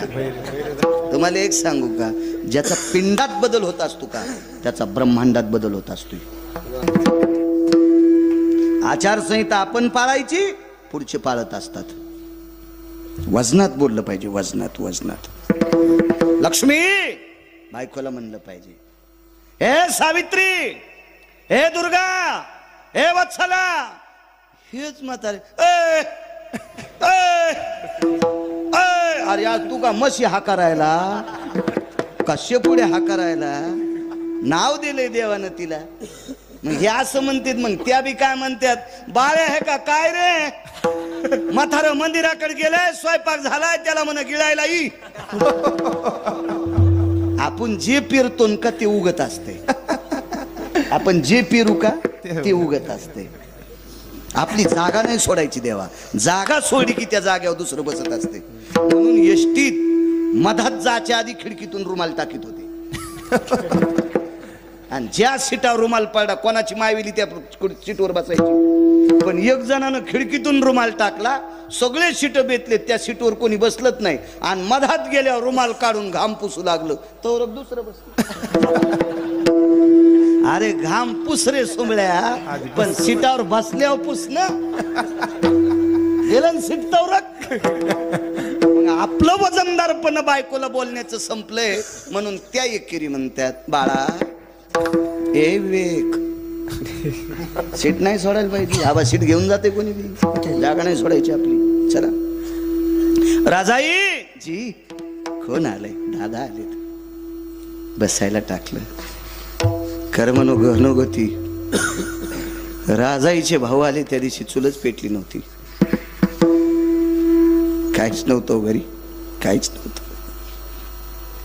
दामू शेट्टी आले. सुनबाईनं दर्शन घेतलं, तिच्या भावानं दर्शन घेतलं. दारात 2 गुमास्ते उभे होते घोड्यापाशी. राजाईच्या भावाचं घोडं धरून आगी लागत आहे असो का सांगतोय. दामू शेट्टीनं सांगितलं, सुनबाई जा, 8-10 दिवस आपल्या बाबाकडे राहा, या जाऊन, या या या जाऊन. वाटे लावलं. पुढे एक घोडं, पाठीमागं एक घोडं, मधल्या घोड्यावर भाऊ आणि भावाच्या पाठीमागं बहीण. ताड ताड ताड ताड ताड ताड ताड ताड ताड घोडं निघाले. 1-2 मुक्काम पडले बापू. पोचलं तिथं घोडं. आईनं पाहिल्याबरोबर आनंद व्यक्त केला. माझी ताई आलीस बाई, आलीस माझी माय. माय बापाला लेकरं लय आवडत येतो, लय आवडत येत. किती आवडत येत लेकरं माय बापाला. एका कवीचं गोडसं वर्णन आहे, गोडसं वर्णन आहे. एका बाईला एक देव भेटला, देव भेटला आणि देवानं सांगितलं, बाई तुला काय पाहिजे ते माग, तू मागशील ते देतो. काय म्हणावं त्या बाईनं? देव जरी मज कधी भेटला रे, देव जरी मज कधी भेटला, जे हवे ते माग मनाला, जे हवे ते माग मनाला. देव जरी, देव जरी मज कधी भेटला. काय म्हणते ती बाई? मला जर देव कधी भेटला आणि ते जे आवडेल ते माग म्हणला तर एकच म्हणीन, माझ्या आयुष्यातले काही दिवस माझ्या लेकरा बाळाला जाऊ दे, माझ्या लेकरांना माझ्यातले आयुष्यातले दिवस जाऊ दे. तिला माय आणि बाप म्हणतात. काय आवडी असन पोरगी आल्याच्या नंतर? आलीच बाई? हो माय आली. माय बापाला लेकर किती आवडतात. माय मृत्यू पावली. माईचं पार्थिव लाकडावर टाकलेलं आहे. भरागणी नावाचा अग्नी दिला. मुलगा एकुलता एक होता. भडाग्नी नावाचा अग्नी बऱ्यापैकी अंगाला झुमल्याच्या नंतर आपल्याकडे एक मडकं फिरवायची पद्धत आहे. फिरविला घट. आई सांगतोय, आई कीर्तन वर्ष श्राद्धाचं नाही, मला आई सांगायची फक्त. आणि ज्या वेळेला मुलाच्या खांद्यावर देवा ते मडकं देत असतात, त्याला एक टप्पा मारतात, त्याला छिद्र करतात आणि तो गोल असं त्या प्रेताला, जळत्या प्रेताला पाणी टाकतंय. तर जळतं प्रेत काय म्हणतंय? दुरी सांडी दुरी बाळा, वैशांतर बहु द्वार रे, जाळी आली माझी काया, तृण काष्टा समान रे. दुरी सांडी दुरी बाळा, वैशांतर बहु द्वार रे. जळत असताना माय म्हणते आबा लेकराला, बाळा अरे लाकडासारखं शरीर अग्नीनं जाळले रे, तुला आहाळ लागेल, लांबून पाणी टाक. तिला माय आणि बाप म्हणतात. देह विसरे आपुला, जवळ घेताशी न गेला, जवळ घेताशी न गेला, जवळ घेताशी न गेला. देह विसरे आपुला, जवळ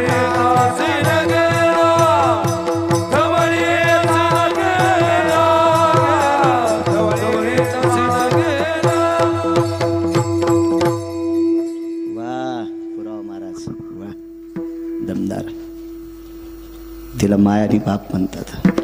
फार मोठी ताकद आहे. याच्या पलीकडे सांगू, एका बाईला 2 मुली होत्या, जुळ्या झाल्या. एकाच मंडपात लग्न. आबा अनुजराजे एकाच मंडपात लग्न. आणि एका मंडपात लग्न झाल्यामुळे, एकाच तिथीला लग्न झाल्यामुळं प्रपंचातलं एक सुख त्या संसारूपी वेलीला सुंदरशी फुलं लागली. आणि दोघीला एक एक मुलगा. महिन्या 15 दिवसाच्या 2 महिन्याच्या फरकानं दोघीला एक एक मुलगा झाला. आणि त्याच्यातली एक जात राहिली. एक जात राहिली. आईचं पार्थिव भिंतीला पलंगावर टेकवलेले. सुवाशीन गेलती. याच्याकरता भावकीच्या गावातल्या सोयरे धायरे सगळ्या मंडळी महिला जमून तिला हळीत कुंकू लावत होत्या. सौभाग्यवती स्त्रीचा अधिकार फार मोठा असतो. जिका भाग्याची आई हो आणि तिचा पती तिचा देव. पण चिमुकलं बाळ देवा रडत होतं. बऱ्यापैकी लोकांनी गाडीवर फिरवलं, पैसे दिले, बिस्किट दिले, खेळणं दिलं, पण थांबत नव्हतं. तितक्यात त्याची मावशी आली. जुळी होती. त्याची आई आणि मावशी सारख्याच दिसत होत्या. फक्त याच्या आईच्या खांद्यावर जाब होता आणि तिच्या नव्हता. एक लहान आणि मोठी, बाकी अशा ओळखू येत नव्हत्या. आईला आईसारखी मावशी दिसती. गावातले 4-2 लोक म्हणले, अरे याची आई जरी मृत्यू पावली तर याच्या मावशीला सुद्धा तान्ह लेकरू आहे. हे पोरग जर शांत करायचं असेल तर मावशीचं पोरग तिच्या मालकाजवळ द्या आणि याला शांत करण्यासाठी मावशीला मनस्तानाला लाव.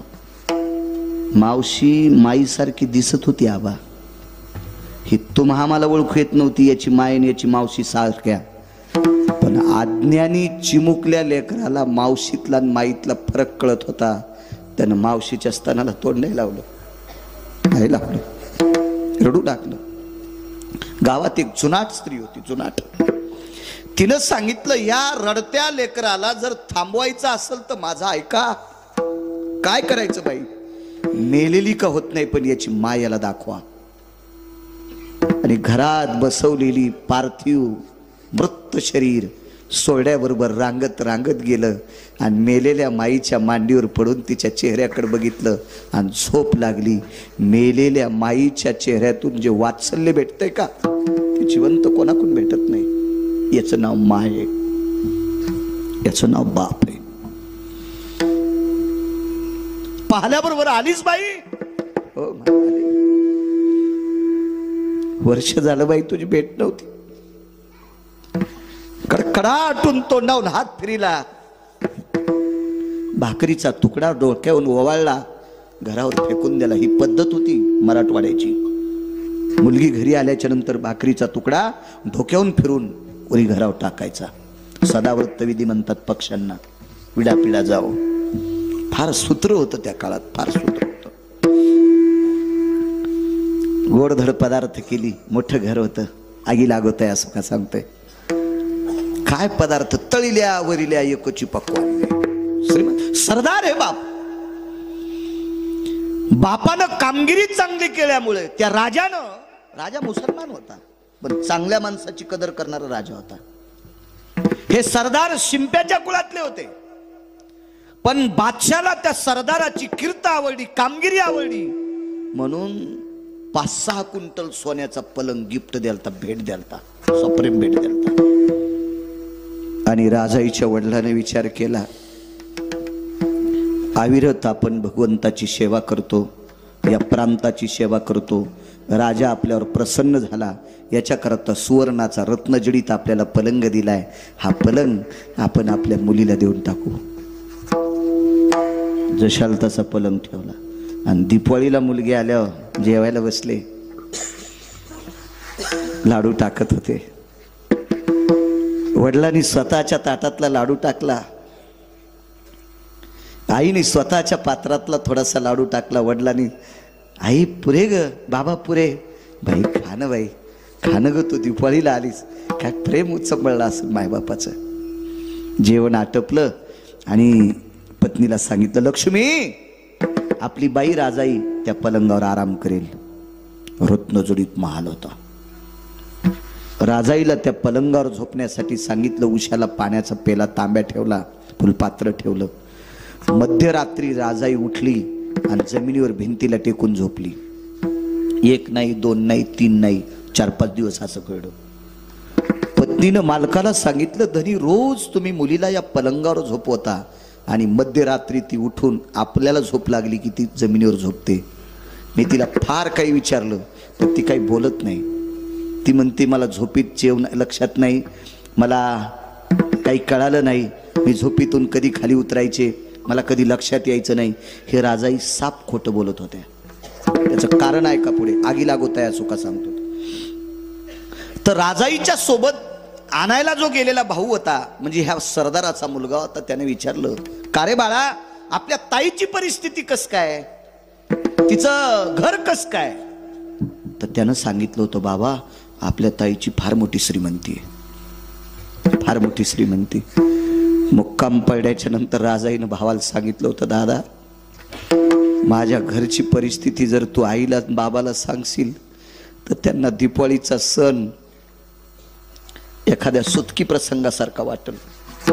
रक्ताच्या नात्यातलं व्यक्ती मेल्यावर जसा दुःख वाटा असतो माझ्या घरची परिस्थिती ऐकल्याच्या नंतर आईला आणि बाबाला दिवाळी खा वाटणार नाही रे.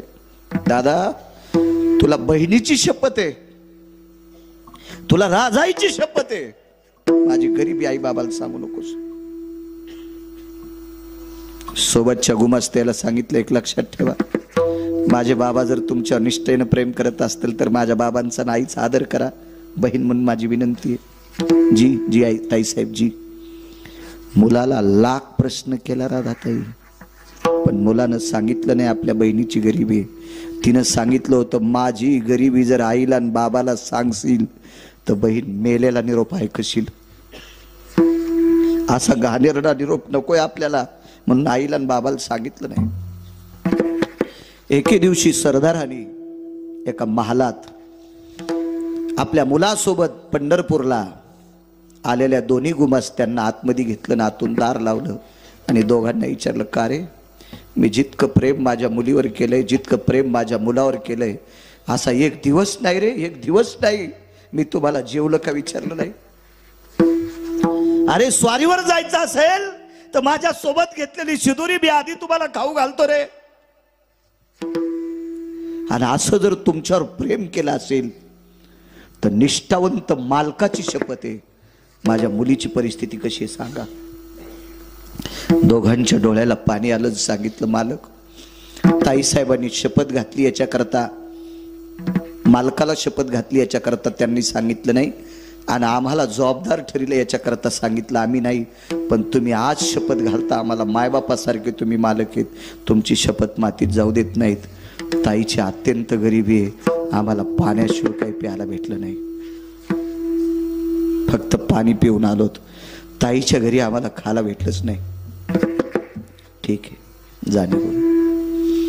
ती रात्र जेवण झालं, मुलीला सोन्याच्या पलंगावर बसलं ताईसाहेब आणि बाप देवा खाली बसलाय आणि बापाने सांगितलं बाई तुझ्या घरी गोदड आथरायला आहे, गोदड पांघरायला आहे, जेवायची परिस्थिती काय. बाबा तुम्हाला कोण सांगितलं. कोणी सांगितलं नाही बाई, गुमास्त्याला शपथ घातल्याच्या करता त्यांनी सांगितलंय, तुझ्या भावानं नाही सांगितलं. मग एवढी तुझ्या सासरी बिकट परिस्थिती असताना माहेरात तू सोन्याच्या पलंगावर का झोपत नाहीस. उत्तर काय देवा. बाबा बाबा माझ्या सासरी 14 लोकांचं कुटुंब आहे, 14 लोकांचं. माझ्या सासरी दर 3 दिवसाला पोटभर कण्या प्यायला भेटतात. रोज नाही बरं, रोज फक्त 3-3 पळ्या कण्या आणि दर 3ऱ्या दिवसाला गुंडी गुंडी कण्या. पण रोज पोटभर खाला आमच्या सासरी भेटत नाही. मग का ग राजाई, ज्या सासरामध्ये ज्या नवऱ्याकडे ज्या सासऱ्याकडे ज्या सासूकडे ज्या घरात तुला रोज पोटभर खाला भेटत नाही तिथे तू आनंदाने झोपते. सोन्याचा पलंग आहे, हिऱ्या माणिकाची कोंदण केलेला महाल आहे, इथे तुला का झोप येत नाही. ऐका बाबा ऐका, माझ्या सासरी खाण्याचा दुष्काळ आहे पण भजन भरपूर आहे, भजन भरपूर आहे. नामदेवाचे घरी 14 जणे स्मरती हरी.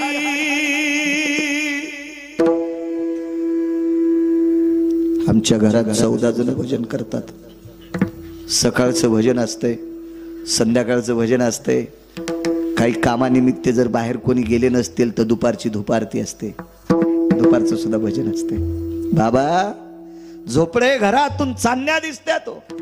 दर 3 दिवसाला पोटभर खातो, रोज पोटभर भेटत नाही, पण पोट भरून भजन. पलंग सोन्याचा आहे, महालाला हिऱ्या माणिकाची कोंदण केली, पण इथं टाळ सुद्धा वाजलेला ऐकायला भेटत नाही. म्हणून या सुखाला आग लागो बाबा, या सुखाला आग लागो. म्हणून मालक पहिल्या कडव्यात म्हणा, अगिला घेतया सुखा, अगिला घेतया सुखा, अगिला घेतया सुखा, अगिला घेतया सुखा, अगिला घेतया सुखा, अगिला घेतया सुखा, अगिला घेतया सुखा, अगिला घेतया सुखा. जेने हरी नये मुखा, जेने हरी नये मुखा, नये मुखा, जेने हरी नये मुखा, जेने हरी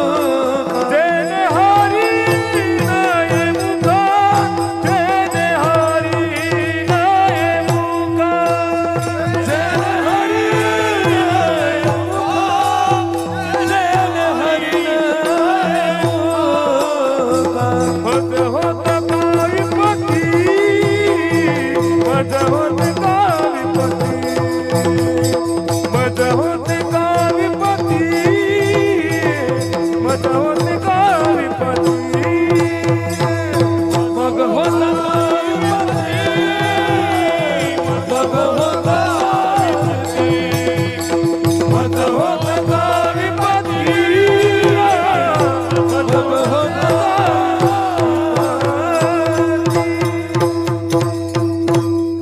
नाही झोपली सोन्याच्या पलंगावर का? तिथं भजन तर नाही, पण नुसता टाळाचा आवाज ऐकायला भेटला नाही. म्हणून त्या महालातल्या सुखाला आग लागू म्हणली आग. संत शिरोमणी नामदेवरायची पत्नी, हे जे सुख देवाचं नाव घेऊ देत नाही त्या सुखाला आग लागू. राम वनवासाला गेले, 8:30 ते 10:30 व्हायला पाहिजे आहे का नाही नियमन. 8:45 गळ्यात येणं आलता माझ्या, आहे का? माणसानं नियमन वागावं. ट्रॅक्टर किती महागायचं घ्यावं, पण आपला बांध आला की वळीला पाहिजे. आता आगाव पण आहे, बाकीच्या लोकांना त्रास देणं आहे का नाही. मला वाटतंय 10:42 झालीत, पण 5 मिनिटात पुरावा सांगतो. पहिल्यांदा आलोत ना. हो. मला वाटतं एखादी बाई जर आपल्या इथं पिठाला उसण्याला आली, उसनं पीठ मागायला बाया येत होत्या ना, तर डब्यात वाटी खुपसून नका कधी येणं, पण असं उधळून का होत नाही, पण दिलं पाहिजे.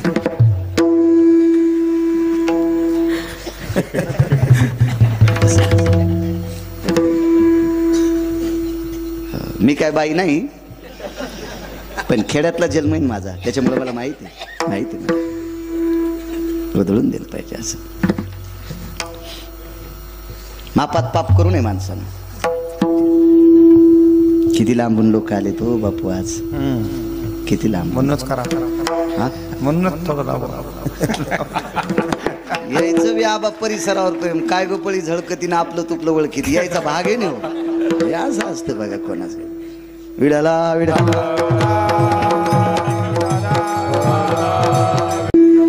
एक पुरावा सांगतो तुम्हाला. येत्या 22 तारखेला पंढरीतले मालक, 7व्या अवतारातले भगवान प्रभू रामचंद्र एका दिव्य मंदिरामध्ये विराजमान होणार आहेत. माझा मर्यादा पुरुषोत्तम ब्रह्मांडाचा नायक एका दिव्य वास्तूमध्ये विराजमान होणार आहेत 22 तारखेला, येत्या 22 तारखेला. म्हणून त्या 22 तारखेला ज्या ज्या गावातून माणसं आले त्या त्या गावातल्या लोकांना पायाला स्पर्श करून विनंती करतो, त्या दिवशी आपल्या गावात दिवाळी साजरी करा. त्या दिवशी आपल्या गावात गुढीपाडवा साजरा करा. गुढ्या लावा, तोरणं लावा, रांगोळ्या काढा. बायकांनी हरिपाठ वाचा, गाथा वाचा, ज्ञानेश्वरी वाचा, गावातल्या मंदिरात भजन करा. शक्य असल्यास एखाद्या सद्भक्तानं त्या दिवशी कण्या घुगरीची पंगत द्या. मी म्हणत नाही बुंदीच करा, कण्या भाकरी काय, आमटी भाकरीची पंगत द्या, पण उत्सव साजरा करा. माझा जगाचा बाप एका दिव्य मंदिरामध्ये विराजमान होणार आहे. त्या दिवशी विराजमान आहे त्या मालकाच्या नावानं फक्त अर्धाच मिनिट भीक मागतो. श्रीराम जय राम जय जय राम, श्रीराम जय राम जय जय राम, श्रीराम जय राम जय जय राम, श्रीराम जय राम जय जय राम, श्रीराम जय राम जय जय राम, श्रीराम जय राम जय जय राम, श्रीराम जय राम जय जय राम, श्रीराम जय राम जय जय राम, श्रीराम जय राम जय जय राम, श्रीराम जय राम जय जय राम, श्रीराम जय राम जय जय राम, श्रीराम जय राम जय जय राम, प्रभु रामचंद्र भगवान सियावर रामचंद्र की बजरंग बली की भारत माता की वंदे वंदे वंदे.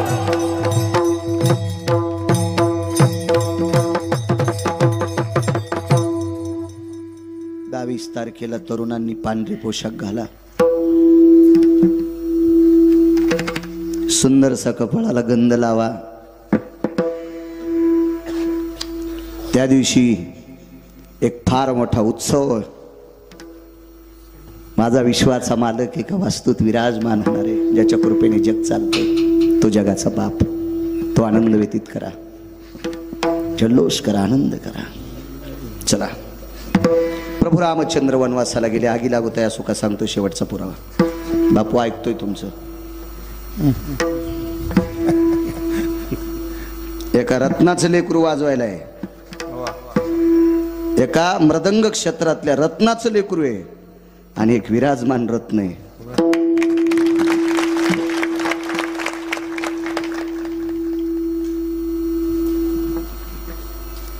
प्रभू रामचंद्र ताईसाहेब वनवासाला गेले. वनवास लखनलालजीला नव्हता, पण ज्येष्ठ भाऊ बिना चप्पलचा वनवासाला जातोय. लक्ष्मणजीने विचार केला, घरी नकोय आपल्याला, नकोय आपल्याला. काय त्याग आहे जीवनातला, सामान्य त्याग असेल.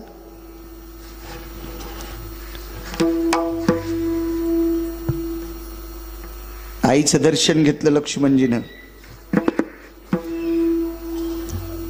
डोंगरोजी गुरुजी सांगायचे, बापू रामचंद्रजी महाराज डोंगरे गुरुजी सांगायचे, लक्ष्मणजीनं आईचं दर्शन घेतलं ना आईला सांगितलं, देवा माय मी रामचंद्रांची सेवा करण्याकरता चाललो.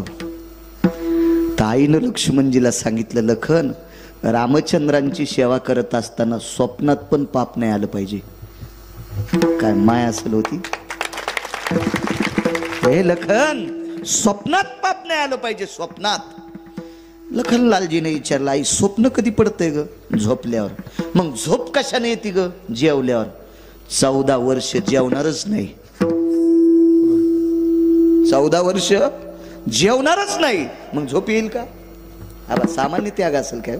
14 वर्षावरी गेले उपोषण दानता प्रत्यक्ष आपणाचे, दानता प्रत्यक्ष आपणाचे. 14 वर्षावरी गेले उपोषण दानता प्रत्यक्षवरी, दानता प्रत्यक्षवरी. 14 वर्ष उपवास केला, जमिनीला पाठ टाकली नाही. वा बापू पुरा वा. काही काही माणसाला कडीला आऊत गेल्या उभाट्यानं आऊथाना वाटतंय, बांध बारीक करायचा ना. हे टाइम संपल्यावर असा लय उल्हास येतो आमच्या.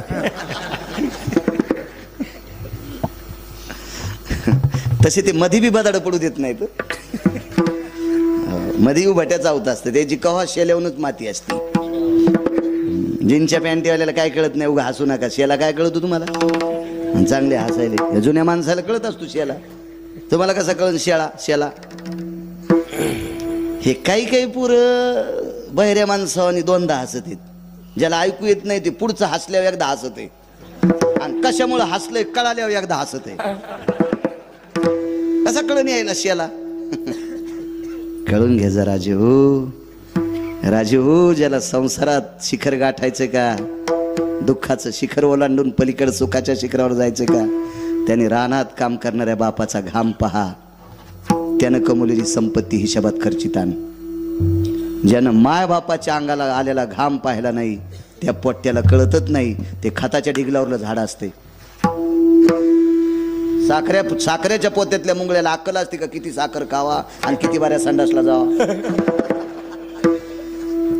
अरे बापानं कमवलेली संपत्ती टिकवायची असेल राजे हो, तरुणांना सांगतोय, तर त्याच्या कपाळाचा घाम एके दिवशी रानात जाऊन पहा. त्यानं कमवलेला रुपया तुम्हाला गाडीच्या चाकासारखा वाटेल. तुम्ही हिशोबात पैसे खर्चिताल आणि पप्याची माय आनंदात जगिताल. बापाचा घाम जे पोट्ट पाहत नाही का, ते पैसे इतके उधळीत आहे आणि उडाल्यावर मग दगड याचायला जाते. कणिक तळाला गेली मंजुरीची हवाली, आणि आधी तर पार तुपानं आंघोळ कुरलाला सुंबळ्या तू. कवडीची अक्कल नाही, रातच्या 12 वाजता वाढदिवस साजरा करतो कोंबडीचे अंडे फोडून. भिकार चोट कुठला. तुला अकलीचा कांदा आहे का? मायबापाच्या जोर उड्या हाणतून ना आलाय का? लोकांचा घाम बघितलं पाहिजे. मालकाने आबा गड्याचा घाम बघावा. ज्याला गरिबाची तळमळ कळते त्याची संपत्ती टिकत असती. हो, ज्याला गरिबाच्या घामाची जाण नाही का, त्याला कोण्या दिवशी पंढरपुरातला मालक गुंठ्यावर आणून सांगता येत नाही. हो, गरिबाची जाण ठेवली पाहिजे, कष्टकऱ्याची जाण ठेवली पाहिजे. तरुणांना राग येईल तुम्हाला माझ्या बोलण्याचा. काय करताल? दुसऱ्या बार आणायचा नाहीत ना का आणू तुम्हाला 30 गाव पट्ट्याल 36 गाव. पाईप आहे माहिती पैशाचा पाईप. पंढरपुरातल्या मालकानं भरभरून दिले मला. मस्त शेती करतोय मी. लोकायला खुश वाटलं. एक जण म्हणला महाराज असं कीर्तन झकास करा. म्हणलं तेव्हा बायकोची साडी नेसून नाचतो. कीर्तन हा झकास विषय असतो रे सुंबळ्या. तुला अकलीचा कांदा आहे का? अरे कीर्तन हा बोधावर आरूढ असणारा विषय. कीर्तन चांग होयांग हरी. इथं बसलेल्या एका सुनानं आजचं कीर्तन ऐकून आदरानं जर सासू सासऱ्याला पाणी दिलं तर त्याचं पुण्य मला लागेल. आणि त्या पुण्याच्या बळावर तिची लेकरं तिला म्हातारपणी सांभाळतील. म्हणून कीर्तनकारांनी राग येऊ द्या, पण चांगलं बोलत जा. असो, नाही झोपले मालक. देवा त्याग होता लक्ष्मणजीचा. लखनलालजी वनवासाला सोबत गेले. बायकोचा त्याग सांगू का? 14 वर्षात किती दिवाळ्या आल्या. एकाही दिवाळीला बाई माहेराला नाही गेली. तिचं नाव होतं उर्मिला. खांबाला टेकन दिलं. राजा जनक स्वतः न्यायला आले. तर विहीनबाईला बोलावं कसं? आडवा पडदा लावला धोत्राचा. धोत्राच्या पलीकून कौशल्याबाई होत्या, जनकाच्या विहीनबाई, आणि अलीकून जनक. प्रणाम केला. विहीनबाई, उर्मिलेला न्यायला आलोय. कौशल्या आई साहेबांना सांगितलं, व्याही येत असेल तर घेऊन जा. चुलता उर्मिलेच्या महालात प्रवेश केला ना आवाज दिला, उर्मिला. नाही बोलली. ए उर्मिला, नाही बोलली. तिसऱ्यांदा आवाज दिला, उर्मिला मी काका आलोय. खांबाला हात होता. असं पाहिलं. हालात काका? होय. काम काय ते पटकन सांगा. माझ्या साधनेत व्यत्यय आणू नका. राजा जनकानं सांगितलं, बाई तुला दीपोळीला नेण्यासाठी आलो. नकोय. माझ्या कपाळाचे मालक रामप्रभूंच्या जगाच्या मालकाची सेवा करण्याकरता वनात गेलेत. पाण्याचा थेंब पेत नाहीत आणि जगाचा बाप बिना चपलाचा कंदमुळं खाऊन फिरायला आहे. आणि जिचा मालक वनात उपाशी आहे अशा मालकाच्या पत्नीनं माहेरात जाऊन लाडू खावा हे उचित नाही. उचित नाही. काका तुम्ही निघून जा. मी तुझ्यासाठी काही करत नाहीत काका. माझे मालक वनात आहेत आणि तुम्ही बोलत असताना भजन बंद पडतंय, तुम्ही लवकर निघून जा. त्याग केला त्याग सुखाचा, आगी लागूत आहे सुखा. नाही गेल्या माहेरात, नाही लाडू खाल्ली, नुसती खांबाल टेकून देऊन पती वनवासात. ऐका पुढचा प्रकार. नंदीग्रामाच्या ठिकाणी एक सर्पिन आपल्या पिलांना घेऊन जात होती. भूक लागली तिला, त्या पिलांना काही खाद्य भेटलं नाही. भरत हे नंदीग्रामाच्या ठिकाणी भजन करत होते, राजपुत्र होते. काय शरीर असेल भरतांचं, काय वैभव असेल, काय रूप असेल भरताचं, काय तारुण्य असेल त्या भरताचं. लालबुंद शरीर होतं भरताचं, लालबुंद राजपुत्र होती. वाऱ्याच्या फडतकारीने मांडीवरचं वस्त्र थोडंसं पाठीमागं सरकलं आणि भरताची लालबुंद मांडी दिसत होती. राजपुत्र होता बा तो, राजपुत्र. आणि ती लालबुंद मांडी पाहिल्याच्या नंतर सर्पिणीच्या पिलांनी सांगितलं, आई एक एक घास खायचा ग याचा, मारायचा का गलच का. सर्पिणीनं सांगितलं, पाप्यांनो, कुण्या जन्मात पाप केलं याच्याकरता जन्म सर्पाचा भेटलाय, आणि भजन करणाऱ्या साधूला जर खाल्लं तर नालीतल्या आळ्या होतात. काय सर्पिण असेल होती, काय सर्पिण असेल. एक जण म्हणला, महाराज सर्पिणीला कस काय कळत आहे. म्हणलं, ती का तुझी चुलती थोडीच होती, लोकांच्या कोठ्यातलं शेण चोरणारी. अरे ती सर्पिण एका काळी एका साधूची पत्नी होती, पण एक काम चुकल्यामुळं सर्पाच्या जन्माला गेलती. महाराज सर्पाच्या योनीला गेलती. हे भंगिरी लोक आहेत का, यायला आपल्या संप्रदायावर विश्वास नाही नाल ऐकायला. रे किती श्रीमंत संप्रदाय आबा, ज्या संप्रदायातला तरु सोन्याचा आहे. जयाची हे द्वारी सुवर्णाचा पिंपळ. काय फार दस्त वजनदार संप्रदाय. ही चार वाक हरामखोर आपल्याच जन्माला येतात आणि आपली वाभाडे काढतात. आपल्या संस्कृतीवर ज्यांचा विश्वास नाही ती भ्रष्ट नालायक आपल्या संस्कृतीत राहण्याच्या लायकीची नाहीत.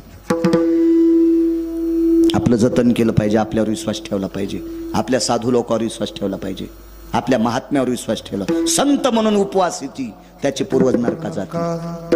पैठणच्या मालकांचं वाक्य, संत म्हणून उपवासिती, जाणून बुजून त्याचे पूर्वज नरका जाते.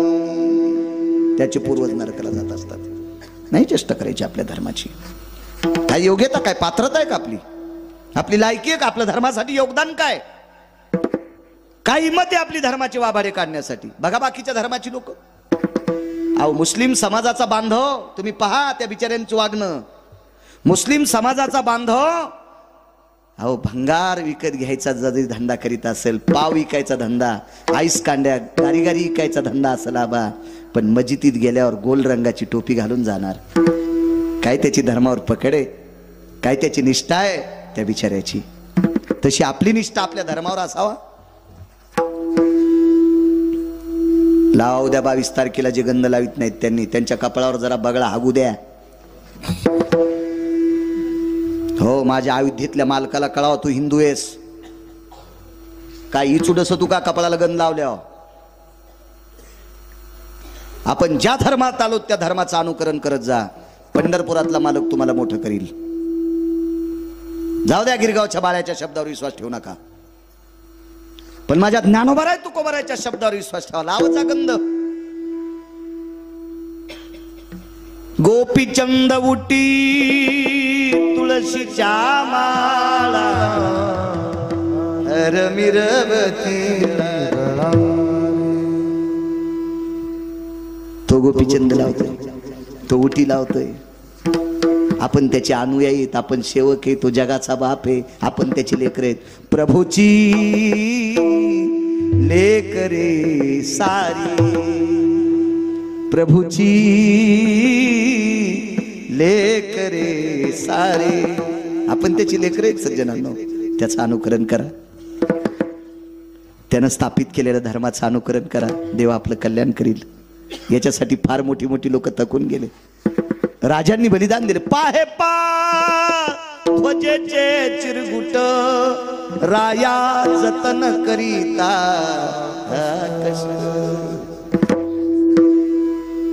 काय बलिदान आहे लोकांचं या धर्मासाठी.